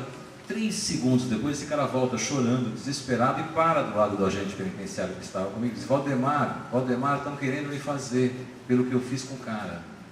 Imediatamente o juiz parou o jogo, e você imagina que tinha 1.800 detentos no pavilhão 9, menos 22 que estavam jogando. Esses 1.800 se aproximaram do centro do campo, assim, e o Valdemar, esse agente penitenciário, levou o cara pela mão, colocou na frente do juiz e disse assim, fulano, pro juiz, cidadão aqui quer pedir perdão para o senhor. O juiz, que não sabia de nada como funcionava a cadeia, disse, perdão o cacete. Quase quebrou a perna do companheiro, isso que está pensando com isso? É jogo de homem, não é jogo de cavalo? Disse para o cara. O cara ajoelhou. Você imagina o que é para um preso ajoelhar na frente de 1.900 pares e começar a chorar e falar assim, eu xinguei o senhor, e o senhor é visita. E agora a minha pena é de morte. Se o senhor não me perdoar, os meus companheiros vão me matar. Aí o juiz entendeu e falou, não, claro, imagina, isso acontece, você solta um palavrão aqui, ali, não pode reintegrar o jogo, porque isso é contra a regra, mas está perdoado. Aí começou a abrir de novo, alguém gritou, está perdoado, mano, agora tu agiu certo. E eu matar o cara, porque ele tinha jogado a bola na frente do juiz. É a lei do cão. É bonito pra caramba, falar, que bacana, né, que eles agem, mas é a lei do cão. Se você virar o olho, você leva uma facada. Um dia eu então, pensei que ia lá 3 ou 4 vezes. Na terceira vez vem um cara, encosta do meu lado e fala assim, quando tu vai ao zoológico, tu paga ingresso? Eu falei, putz, pago, bicho. Por quê? Por que você vai pagar para rever as feras aqui? Eu já gostei do texto do cara, né? Disse assim, eu não sei fazer nada. Mas aí contei a história da Marinês para ele, a primeira que eu contei. Você escrever e depois perceber que escrever é melhor do que a coisa que você vai buscar. E ele disse, que bom. Aqui a saudade é gorda, mas a carta é magra. Falei, puta, eu vou ficar amigo desse cara. Só metáfora, né? E ele, de fato, é um escritor que saiu o melhor livro de cadeia do Brasil, foi escrito por ele me entregou o original, ele veio na Companhia das Letras que o publicou, chama-se Memórias de um Sobrevivente, a história de um cara que passou a vida inteira na cadeia, ele não sabia nem a cor do ônibus lá fora, porque ele, dos 47, ele tinha passado só 7 na liberdade, e 40 preso. Desde o velho recolhimento provisório de menores, antes de FEBENs, essas coisas.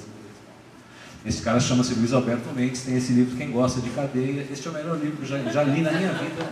Não, e é porque o Drauzio adora, o dia que vocês vão conhecer o Drauzio, fala décadas sobre cadeia, ele adora cadeia. É um cara de cadeia, não gosta de ficar preso.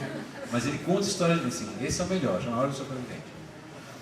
Aí comecei lá 2 vezes por semana, depois virou 3. Eu me sentava com um cara, na frente de 70 caras, em média, e a gente escrevia uma carta para um deles. O cara sentava do meu lado e falava, sei lá, estou com saudade da minha mulher, mas não sei como expressar. Aí eu abri uma conversa, o que é saudade da mulher, o que é saudade do filho da mulher, saudade de sexo, saudade de afeto, saudade de quem morreu. E a gente ia recolher, eu recolhia as frases e montava uma carta que esse cara dava para a mulher, e a gente sabia se a carta tinha funcionado, porque ele ia ter uma visita íntima. Depois, se a visita íntima era bacana, porque a mulher tinha se comovido com a carta dele.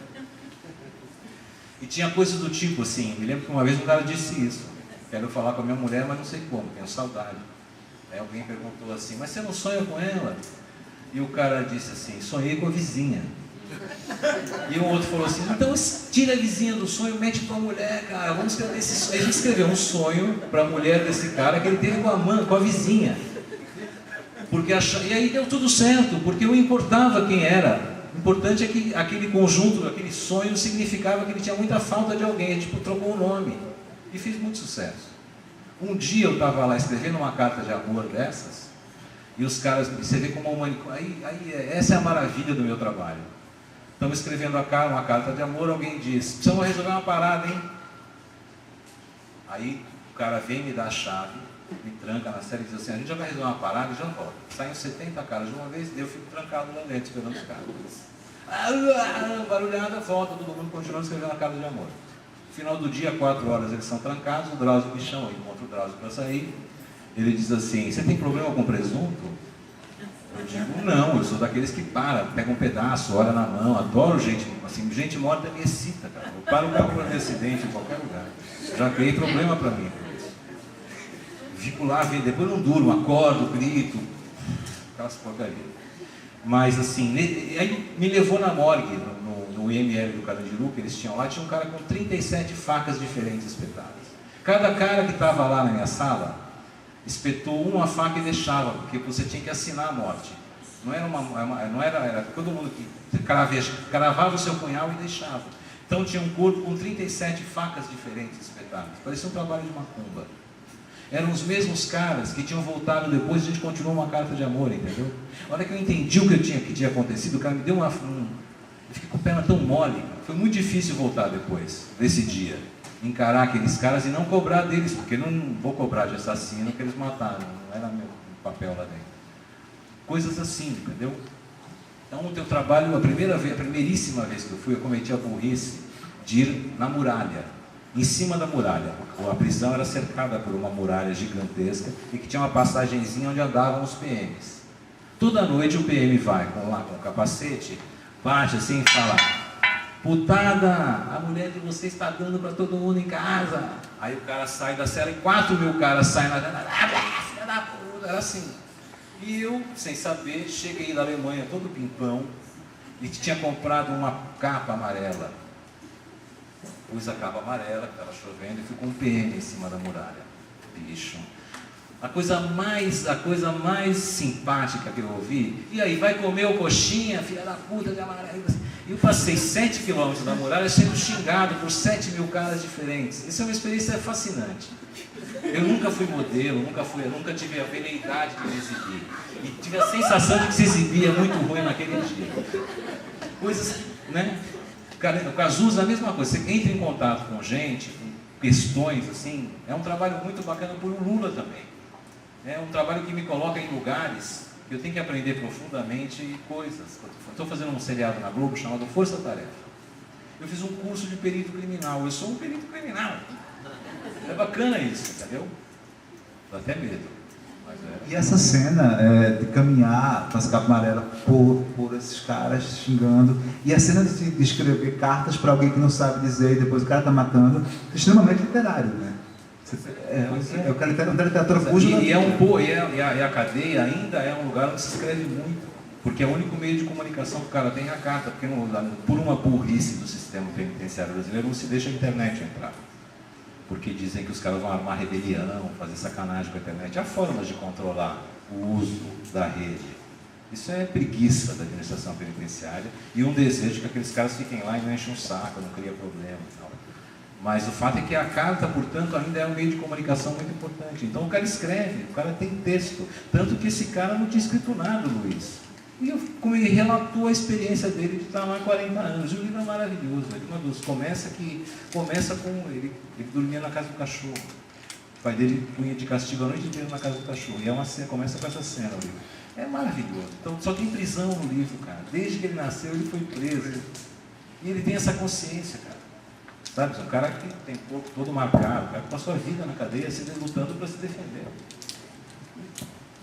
Fez direito na PUC também. Eu queria saber sobre o seu processo com o teatro. Porque assim, eu já vi mais de 10 espetáculos com textos seus dentro do teatro.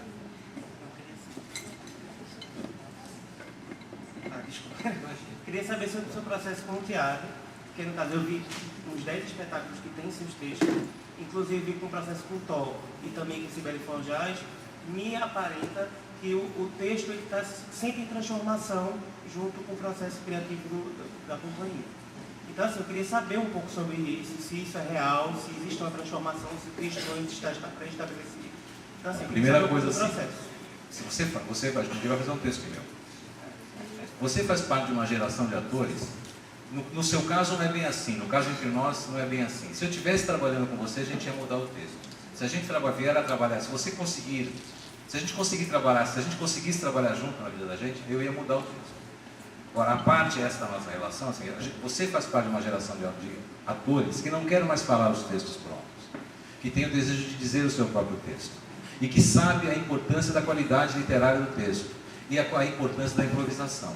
Então, assim, hoje em dia, todos esses espetáculos, a maior parte desses espetáculos foi procurado para, digamos assim, acompanhar o processo de criação. Então, o que acontece?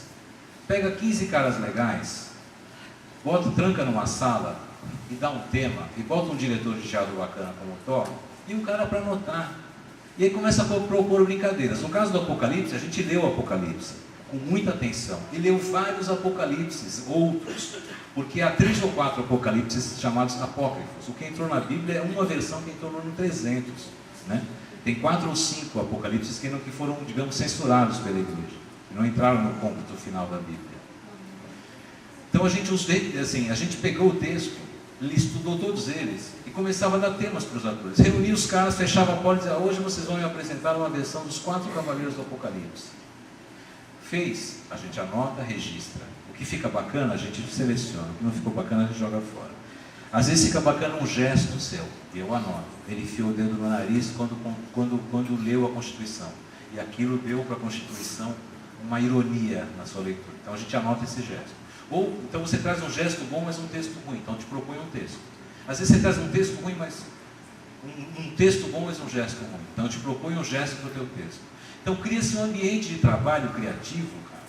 Quando você bota 15 caras juntos, com um mínimo de grana para eles pagarem o aluguel, está todo mundo lá com as 10, entendeu? Você produz, você processa aquilo com a arte teatral. Então a gente fica inventando cenas para tentar traduzir aquilo. Um dia nos 4 Cavaleiros, amanhã quem você julgaria? Porque basicamente o Apocalipse era um processo de julgamento. E aí a gente fazia discurso sobre quem julgaria, fazia lista de pessoas que a gente queria matar. Mas isso até mesmo nos seus próprios textos, como Eu Não Sou Cachorro, O Menino Preso na Fotografia. São textos que são muito mais gordos. Se você reparar, o que você vai fazer é um texto que, se você fizer do jeito que está, vai dar umas 3 horas de espetáculo.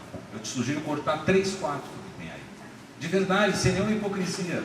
Porque assim, é uma coisa que é feito gorda para que a gente veja as repetições. Nesse caso, é gordo porque eu gosto de cortar junto com o ator. O Menino da Fotografia, a versão do Cachorro que eu fiz em São Paulo, tinha um quarto do texto que você tem. Porque é um processo que o ator se apropria e transforma assim. E no caso do Apocalipse, tinha muita coisa que era do dia. A gente fazia um exorcismo dos grandes canais do Brasil a cada sessão. Então mudava. Porque era um pastor negro, era um homem negro chamado Pastor Alemão, que era foi trabalhar depois na rua, como é que ele chamou? Luiz Miranda, um grande cômico, assim. E ele era um pastor alemão. Então a cada dia ele fazia uma cena de exorcismo diferente em função do canal que a gente elegia naquele dia. Era o Maluf um dia, Hebe Camargo no outro, Chiquinho Scarpa no outro. E a gente ia matando brasileiros inúteis e imprestáveis e canários a cada noite, assim, pelo menos no coração da gente, para ficar um pouco feliz. E isso divertia muito, era maravilhoso. O jogo do espetáculo é bacana, isso contagiava muitas pessoas. Era um espetáculo que acontecia na prisão.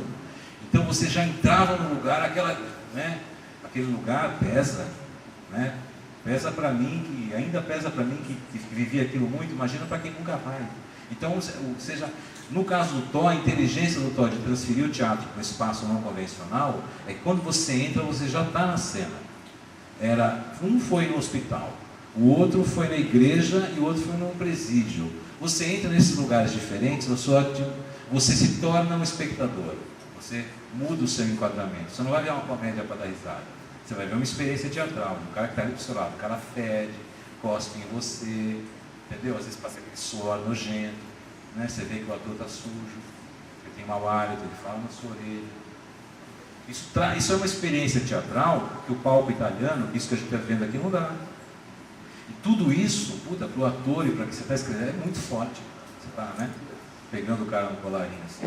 E isso vem desse processo de ensaio, de uma geração que não quer fazer o que está no papel. Não quer procurar a marca da luz, que tem na TV. Na TV você encontra um imbecil, né, que é o ator que fala onde é que está a marca. Que é o cara que quer o texto para decorar, entendeu? Legal, eu também acho bom, porque eles gravam o que eu escrevo.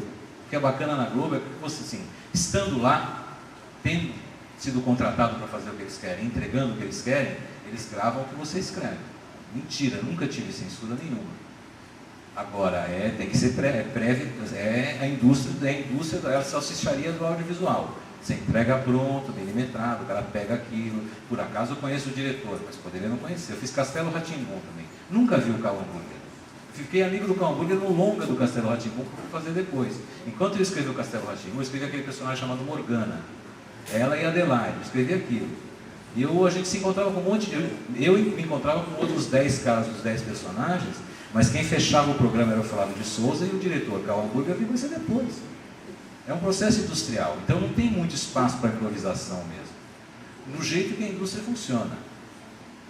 Né? No Brasil, você vai em outros países, tem um cuidado melhor com a televisão, a gente não tem ainda. Mais alguém?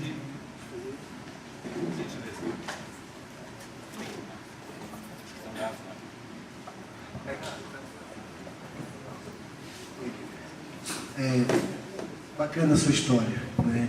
Cheia de conflitos, desde a coisa da indústria, da Volkswagen e tal. Também tive na família essa história, um pedacinho. Você é operário, né? Não, mas teve parentes, né, que viveram essa história e tal, a coisa toda. Depois,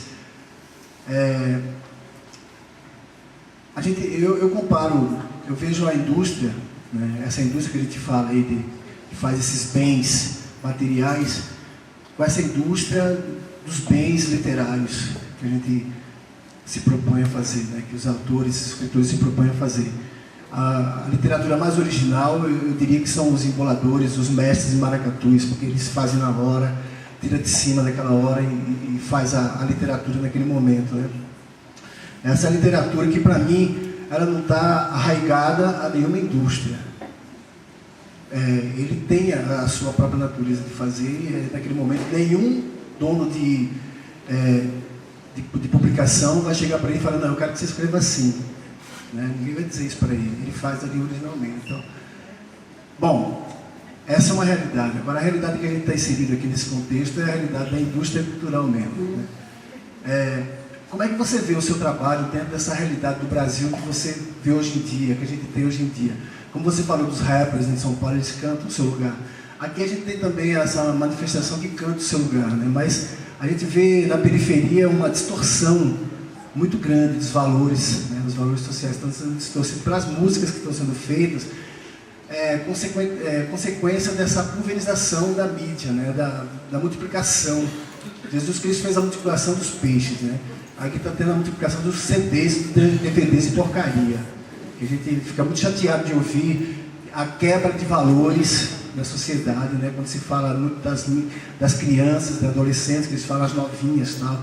A gente vê que as etapas de educação estão sendo aí distorcidas. Bom, essa é uma realidade daqui, né, que a gente ouve aqui no Cais de Santa Rita, ouve na periferia, enfim. Aí eu pergunto a você assim, como é que você vê o seu trabalho diante dessa realidade, desse contexto social, sabe? Como é que você visualiza aquilo que você vai realizar para um país que está assim tão, desculpe o perdão da palavra, tão promíscuo nesse sentido, né? Como é que você se entende nesse sentido? Eu ainda acho que um grande livro, um grande trabalho vence a indústria. Independente do que a indústria seja. Um grande livro será publicado, independente dos caras achar que ele é imoral, sempre haverá um louco que publicará uma grande obra. Então, se você chega... Ainda é a qualidade do trabalho que te torna poderoso como escritor. Se você é um bom escritor, você é poderoso, né? Porque você negocia melhor os seus contratos, você é capaz de dizer o que você quer. Agora, eu também, tem uma coisa que os rappers usam, uma palavra muito boa, que é atitude. Ainda acredito que a melhor coisa de uma obra de arte é atitude, cara. Então, assim, o que eu tento fazer é, mesmo fazendo uma coisa para a Globo, que tem que ser vista, é um sonho que talvez não dure muito tempo, o sonho da Globo. Eu, mesmo escrevendo uma coisa que é vista por 60, 80 milhões de pessoas, tentar ter um mínimo de decência aquilo, de atitude aquilo. Eu estava falando isso com o Schneider antes. Eu tenho a vantagem de fazer policiais. A história policial, ela é por si só forte, poderosa, dolorosa, cheia de significados. Então, assim, eu não preciso fazer comédia para ele ter. Eu não preciso fazer aquelas coisas que você vê chamada novela, que eu acho desolador fazer aquilo. Assim. Acho desolador, porque quando você passa 40 anos dizendo para a mulher que ela tem que casar, e para o homem que ele tem que juntar uma grana como um valor, que é um valor de basicamente do modelo teledramatúrgico da novela, que é um valor moral de baixíssima qualidade, inteligente, assim, as pessoas se amesquinham. Então, acho que parte do problema da telenovela é que ela mesquinha a população para aquelas bobajadas que se diz ali, quando podia pensar em outra coisa. Mas eu não faço aquilo. Por isso que eu posso dizer isso. Então, eu tento fazer alguma coisa que não me dá tanta vergonha. Porque, por outro lado, eu preciso pagar as contas também, como qualquer um de nós. Eu escolhi fazer isso. E as ofertas de trabalho são essas. Como é que eu negocio com isso? Até agora eu não tive vergonha do que eu fiz. Até agora. Mas eu não faço o que eu quero na televisão. Eu faço uma coisa que tem um pouco de atitude, que paga as minhas contas, mas não é o que eu quero. Não é o que eu quero nem no cinema. Porque às vezes... Tem um feitor também na televisão. Tem, né? sempre tem. Sempre tem. Mas assim, a sua capacidade de negociar com os feitores é a sua inteligência política nessa hora. A qualidade do seu trabalho, a força com que você explica o que você quer, tal. Ou você se demite.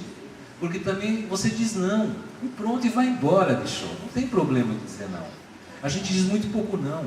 Isso que eu estava dizendo, na Alemanha, bicho, o cara diz não, o cara não vai chegar na hora. Ele vai chegar das 10, vai trabalhar das 10 às 3. Quer mais? Não tem não. Entendeu? A gente está muito acostumado a olhar para o mundo do trabalho e achar que isso é muito importante. Assim, as pessoas fazem qualquer coisa para trabalhar. Isso eu não consigo entender isso na cabeça da humanidade. Assim. A ideia de que você... O amesquinhamento das relações de trabalho me incomoda muito no mundo. Assim. O que você tem que aguentar para fazer o seu recurso, para tirar a sua vida, a sua sobrevivência, no Brasil especialmente, é muito ruim. É um empresariado de baixa qualidade espiritual, moral, política e tal, e você tem que agradecer esses caras por estar lá. Isso para mim é... Pior que é, né? Mas então, como é que a gente muda isso? Como é que a gente discute isso? É isso que a gente tem que mudar. São as relações ruins que a gente tem, entendeu? Como é que a gente recupera a dignidade do trabalho, a importância do trabalho. Mas as pessoas não pensam nisso. As pessoas pensam em trabalhar. Mas você faz o que? Eu trabalho. É uma coisa de... Não tem muito... O espírito criativo não faz parte das relações de trabalho, entendeu? A vontade de ser feliz, a tranquilidade, a serenidade, a busca da paz, não faz parte das relações de trabalho. Quando você tem que fazer lucro a qualquer preço, quando o valor é o banco bacana de investir é o banco que fez o maior lucro, o Itaú. Então você do cliente Itaú, porque ele fez o maior lucro do Brasil. Tal. A orientação é um pouco essa. Legal, sei que todo mundo quer fazer dinheiro, ninguém é trouxa. Mas é uma ideia de quantidade, não é uma ideia de qualidade. As pessoas vivem muito mal. Espiritualmente muito mal. O conflito capital e arte é um conflito eterno, né? E é eterno mesmo, não venham me dizer que a gente, com quem eu estava falando com a Beatriz está aqui ainda não? A Beatriz está fazendo um trabalho sobre a Beatriz, que é uma colega aqui do SESC, está fazendo um trabalho sobre merchandising em cinema, por exemplo. E a gente conversou um pouco hoje. Hoje em dia é cada vez mais comum você ver marcas de produtos nos filmes. Isso é um problema sério. Bons filmes não tem merchandising. Não precisa. Quem quer fazer agora? Eu. Jogar fora. Passou ali. Onde foi ali atrás. Ivanildo. Primeiro, parabenizar, porque foi muito interessante tudo que você disse aí. Mas o que eu quero enfocar mesmo é uma palavra que você disse aí, ou as frases, que São Paulo não tem identidade. E confirmar que a identidade cultural deste país está no Nordeste. Eu justifico. Por favor. Não sei se eles estão rindo por causa disso, mas eu justifico. Se você olhar para o sul, é cheio de divisas com países latino-americanos. Então não é uma identidade pura. Se você olhar para o norte, também tem países, mas não tem população. Então é um mundo d'água, um quê de terra, um tanto de terra e um quê de gente. Como disse, já disseram isso aí, não estou lembrando do autor.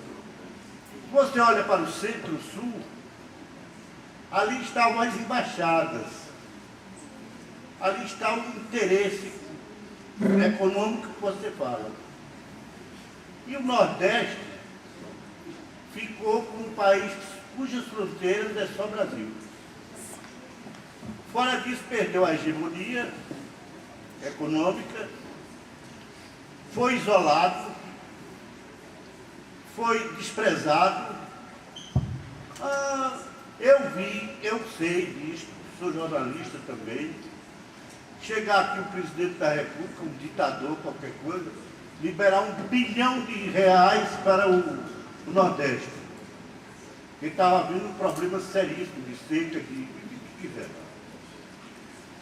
No outro dia saía R$100 mil. Um mês ou dois depois saía mais 100. Aí chovia, acabava a seca, o miserável voltava para o interior e ficava por isso mesmo. Aquele programa Chapéu de Couro virava outro nome e se acabava. Mas aí ficou, neste isolamento, aquilo que Gilberto Freixo e Darcy Ribeiro fala de povo brasileiro, a junção tricontinental de europeus, índios e africanos. E ficou só. A única coisa que ele tinha era a metáfora para sobreviver. Era o seu próprio invento. Era viver de si próprio. Não é que isso caiu do céu ou inventou-se uma coisa fora do comum. Não inventou. A única coisa grande que resultou disso tudo foi o Graciliano Ramos. E nem eu, nem você, nem ninguém até hoje tem autoridade para dizer que não é. É gigantesco, gente. Gigantesco. Eu considero o maior escritor brasileiro. Sei que lá no Rio se diz que foi Machado de Assis. Sim, Machado de Assis como obra literária é belíssimo. Mas você não lê Machado de Assis para entender o Brasil. Já Graciliano... Qual é o nome do senhor, desculpa? Hein? Eu não lembro do nome do senhor, perdão. Não, você não ouviu, não sabe quem é. Eu sou Silvio Galindo. Pensei que o senhor tinha se apresentado no início. Eu não tinha dito. Mas Graciliano Ramos, ele escreve tão belo, ou mais belo do que Machado de Assis, e você entende o Brasil. Pelo menos esse Brasil, esse sumo de Brasil que ainda é, ou ficou, desde os primórdios. Olha. E que ele vem sobrevivendo. Você não vai encontrar dentro de São Paulo um povo, basta dizer, a festa que fizeram foi em Iloíto, uma festa extremamente japonesa, que aqui pode chegar até 18 Iloíto que ninguém faz aquilo. Não tem povo para fazer isso. Não tem rei de qualidade nenhuma, nem papa, nem nada, que se faça uma festa tão pura como foi feita em São Paulo. Então São Paulo ainda é um caldeirão. Não estou dizendo que não vai depurar, que não vai dar outros mares de Andrade, não. Mas aqui, agora, você está certo de dizer que não tem uma identidade, mas que existe uma identidade já do Brasil. Olha, no Nordeste, desculpa. Não, que existe, existe. E ela está em transformação também. Ela não é mais o que foi. O Graciliano não responderia mais ao Brasil atual. Ele respondeu àquele Brasil daquele momento. E eu preciso lhe dizer o seguinte, eu ouvi muito rock and roll. E tão importante quanto o Graciliano foi ouvir Jimi Hendrix, para entender que o mundo era mais dolorido. Entender que ele tocou o hino nacional daquele jeito da guitarra dele, porque aquilo era uma crítica à presença americana do Vietnã. Esse tipo de inteligência eu não posso recusar. Então eu não posso, não. Porque assim, quando a identidade vira sinônimo de pureza, é um pouco o que os alemães quiseram fazer entre 23 e 45. É uma ideia fascista. A ideia do Hitler era a ideia de pureza. Mas isso não é o que existe aqui no Nordeste. Então, não, mas pode virar. Se isso virar, se a identidade vira a identidade de pureza como valor, não tem mais condições. Felizmente que não. Felizmente que não. Porque o que eu acho a parte menos ruim de São Paulo é justamente ter um monte de gente diferente lá e que não precisa ser outra coisa. Entendeu? A coisa bacana de São Paulo é poder receber gente, inclusive daqui, do Japão, do Rio Grande do Sul, do Paraguai, da Bolívia. Muitos são explorados, é claro, mas não por paulistas. Todos exploram a si próprios no capitalismo. E uma coisa que eu gosto de morar em São Paulo é justamente por isso. Porque eu bato de cara com o japonês, viro tem um boliviano, aí alguém fala, ô bichinho, atrás de mim. E isso eu acho que é justamente a gema, agora que eu consegui traduzir isso, essa é a pureza da minha cidade. Essa mistureba é a sua pureza. Não, mas eu falo do aspecto que você disse, que não tem uma identidade. Literária não tem, isso eu concordo. É possível que um escritor japonês lá escreva como no Japão. Eu estou lhe apoiando. Sem não dúvida. Tem uma identidade. Não, isso literária não tem. Mas que há uma identidade cultural no Nordeste, há. Manuel Bandeira, Joaquim Cardoso, eu cito 1 milhão de pessoas que você queira, todos entrelaçados no argumento, no temático, em tudo. Tema não fala, porque tema ninguém é pai de um tema. Você fala sobre o tema, eu falo também. Mas há muito mais do que isso na linguagem, no sofrimento que você tanto usava, que eu acho certo. Ninguém faz um romance de florzinhas, faz um romance de realidade. A literatura é a dor. Isso aqui você encontra numa coisa. Por isso que o Graciliano é grande. Não é porque ele está aqui, é porque ele foi no fundo da dor de você ter sido um desterrado. E você pode ser um desterrado na Romênia, na Moca, em São Paulo, no Porto, né? Esse é ele retratou com poder literário a dor do desterro. A gente tem espaço ainda para mais uma pergunta. Ok. Ivanildo. Estou te vendo, Ivanildo. Eu quero saber quais são as causas principais que um grande romance, quando é transportado para o cinema, não atinge o mesmo sucesso ou o sucesso esperado. Carandiru não foi mal sucedido, é um filme bem sucedido, um filme caretão, podia ser mais louco o filme, mas é um filme bem sucedido, fez 6 milhões de espectadores, foi super bem. A gente começou a ler o Carandiru, eu devo ter lido umas 50 vezes, e escolhendo o que interessa. Se o livro fosse, para você ter uma ideia do que aconteceu, a primeira versão do roteiro tinha 4 horas e meia. O Babenco se entusiasmou, o diretor do filme se entusiasmou com aquela versão. Você vê os problemas que eu enfrento, apesar de a gente estar falando de arte. Quando tinha essa versão de 4 horas e meia, o diretor se entusiasmou, mandou traduzir para o inglês, porque quem pagava o meu salário era a Sony Classics americana, que o dinheiro veio de fora para fazer.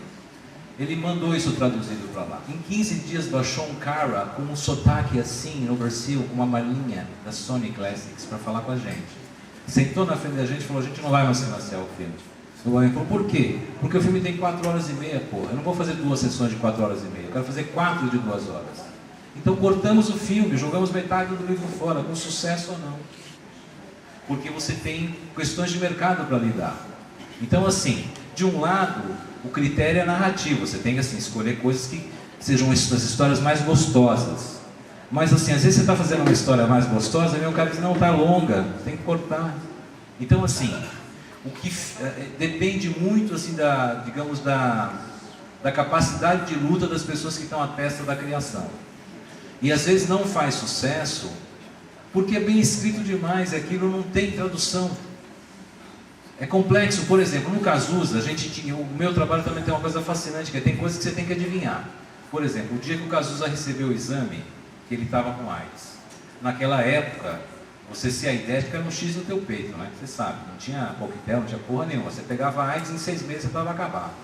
E ele sabia disso, o que aconteceu com ele. O que eu estava falando, peraí? O Cazuza... e aí a gente tinha que retratar um momento que não havia, ninguém tinha visto, só o Cazuza, que é o instante que você abre o teu teste e fala: puta, vou morrer. Como é que você faz isso? A gente escreveu várias cenas, todas babacas, porque ou ele chorava, ou ele ria, você fala, né? Não, como é que é a dor de ver a morte, o bicho com a foice na frente, como é que eu traduzo isso? Sabe o que a gente fez? A Sandra Werneck, diretora do filme, falou: vamos ver uma coisa que é o teste do o Daniel de Oliveira, que fez o Cazuza. O teste era mais ou menos assim, com vários atores, alguns muito importantes, todos assim. Você ficava vendo um fundinho branco, entrava a mãozinha da diretora com papel, vinha o ator e falava: a Sandra falava assim: aí fulano, isso aqui é o teu exame de AIDS. E aí o cara abria e dizia: você está idêntico, está escrito lá. E o cara tinha que reagir aqui. O Daniel tinha um cara que chorava, o cara que ria, todas as cenas que a gente tinha imaginado, os atores lá fizeram. O Daniel foi o único cara que em silêncio dobrou o papel, comeu e engoliu. E a gente usou isso no filme, que pareceu o mais neutro, o mais forte. Sabe assim, tentar engolir aquilo, ficar com aquilo só para ele, sabe? E aí ele sai correndo para a praia e vai encontrar um amigo que era o pai dele. Ele virava um exame, né? Hã? No momento que o sangue formava um pedaço do exame. Pois é, percebe assim? Então assim, isso não estava no livro da Lucinha. sabe? E isso era bom, entrou, ficou bom. Tem coisas que não tá, tem coisas que não funcionam da mesma forma quando você vê, do que quando você descreve, porque aí você descreve. Aí a beleza da palavra, cara. Como é que, por exemplo, o Estrangeiro, do Albert Camus, começa assim: hoje minha mãe morreu, ou foi ontem, não sei. Katsu. O cara não lembrar do dia que a mãe morreu, se foi ontem ou hoje, mas a força que isso tem para aquele momento histórico, do cara se desprende, a força que isso tem como um cara abandonado, a relação da família, a falta, a pouca hipocrisia que aquilo tem. Aqui isso é intraduzido. Como é que eu mostro isso? Como é que eu filmo essa frase? Exato, aí tem uma perda de valores. Aí quem é o culpado da perda dos valores? Alguém tem que assumir. A perda dos valores depende da inteligência e da coragem de quem está trabalhando, da capacidade de arriscar de quem está trabalhando em qualquer coisa na vida. Carregar saco de farinha é assim, e fazer filme é a mesma coisa. Se você está com vontade de carregar direito o saco de farinha, bicho, se o saco de farinha é seu e o seu pão é do cacete, você carrega aquele saco como se fosse sua mulher. Se você é um cara que está cagando pro padeiro, que você quer que ele morra, você vai cuspir no saco de farinha. Então assim, eu entro em trabalho, está todo mundo brigando com todo mundo. Aí eu sei que vai dar errado. Eu pego meu salário e vou embora o mais rápido possível. E eu sei que tem coletivos que vão dar certo. Sabe assim? Você entra e fala, está todo mundo entusiasmado aqui. Aqui eu vou ficar. Isso é da vida, cara. Qualquer relação de trabalho, então é coragem, ousadia e capacidade de arriscar. Porque é claro, estamos falando de uma coisa que é cara, se você fizer muito louco, as pessoas não entenderem, ninguém vai e dança. Mas a gente fez, por exemplo, Lula muito careta, muito arrumadinho e dançou do mesmo jeito. Porque era fraco, não tinha força, não tinha culhão. Desculpa. Já falei tanto palavrão aqui. Não tinha alma. É isso que a gente está falando. A alma traduzida aqui vai em bolas mesmo. As meninas também têm raiva, não sei como. E nessa hora, depende de quem está à testa do projeto. Se o cara não tem a raiva suficiente, ele fala, não, suaviza aí, não, vamos não. Ele dava a bunda, não dá bunda não, dá bunda desagradável. Beija homem, homem beijando, nojo. Percebe? Você lida com gente assim, fazendo um filme sobre um gay. Aí você fala, bicho, vão morrer. A última coisa, uma coisa assim, tem uma hora no filme em que ele chega em casa, isso está no livro da Lucinha ali, da mãe dele, da Lucinha Araújo. Então, ele chega em casa, vai procurar a maconha dele, a mãe tinha jogado na privada, ele manda a mãe tomar no cu. No dia seguinte, ele fica sem gasolina dentro de um túnel no Rio de Janeiro, liga para a mãe. Fala, mamãe, traz gasolina para mim. E você, pai, bobo, ela também, mãe, leva a gasolina para ele no meio do túnel, naquela puta zona, o Cazuza lá, sentado no carro. Ela entrega para ele a gasolina e vai voltando para o carro. E ele, isso está descrito no livro. Ele fala assim, pô mãe, por que você está assim? Eles tinham uma relação muito dura, mas muito afetiva. E ela disse, estou tomando no cu, tu não me mandou tomar no cu, eu estou tomando até agora, vou embora tomar no cu em casa. Isso está no livro da Lucinha, escrito pela mãe do cara. Eu pus isso no filme, como está, porque é bom demais, todo mundo tem um monte de risinha. Quando dá risinha assim, põe no filme que dá risinha. Pus no filme. Ligaram um dia para mim, para dizer assim, tem um problema aqui com o palavrão, a gente quer saber a sua opinião sobre o que... Ele manda a mãe tomar no cu, né? Ele fala, toma no cu, e joga a coisa e vai embora. Depois dessa cena que ela joga drogas. Assim. Aí ligaram para mim, estão querendo tirar o palavrão do filme, a gente quer saber a sua opinião. Eu falei, vai tomar no cu. Ficou, podia não ter ficado. Eu saí de 2 filmes porque não ficou. Eu blefei mais 2 vezes na vida. Um no filme do Beto Grande chamado Ação Entre Amigos, um no filme do Tony Venturi chamado Cabra Cega.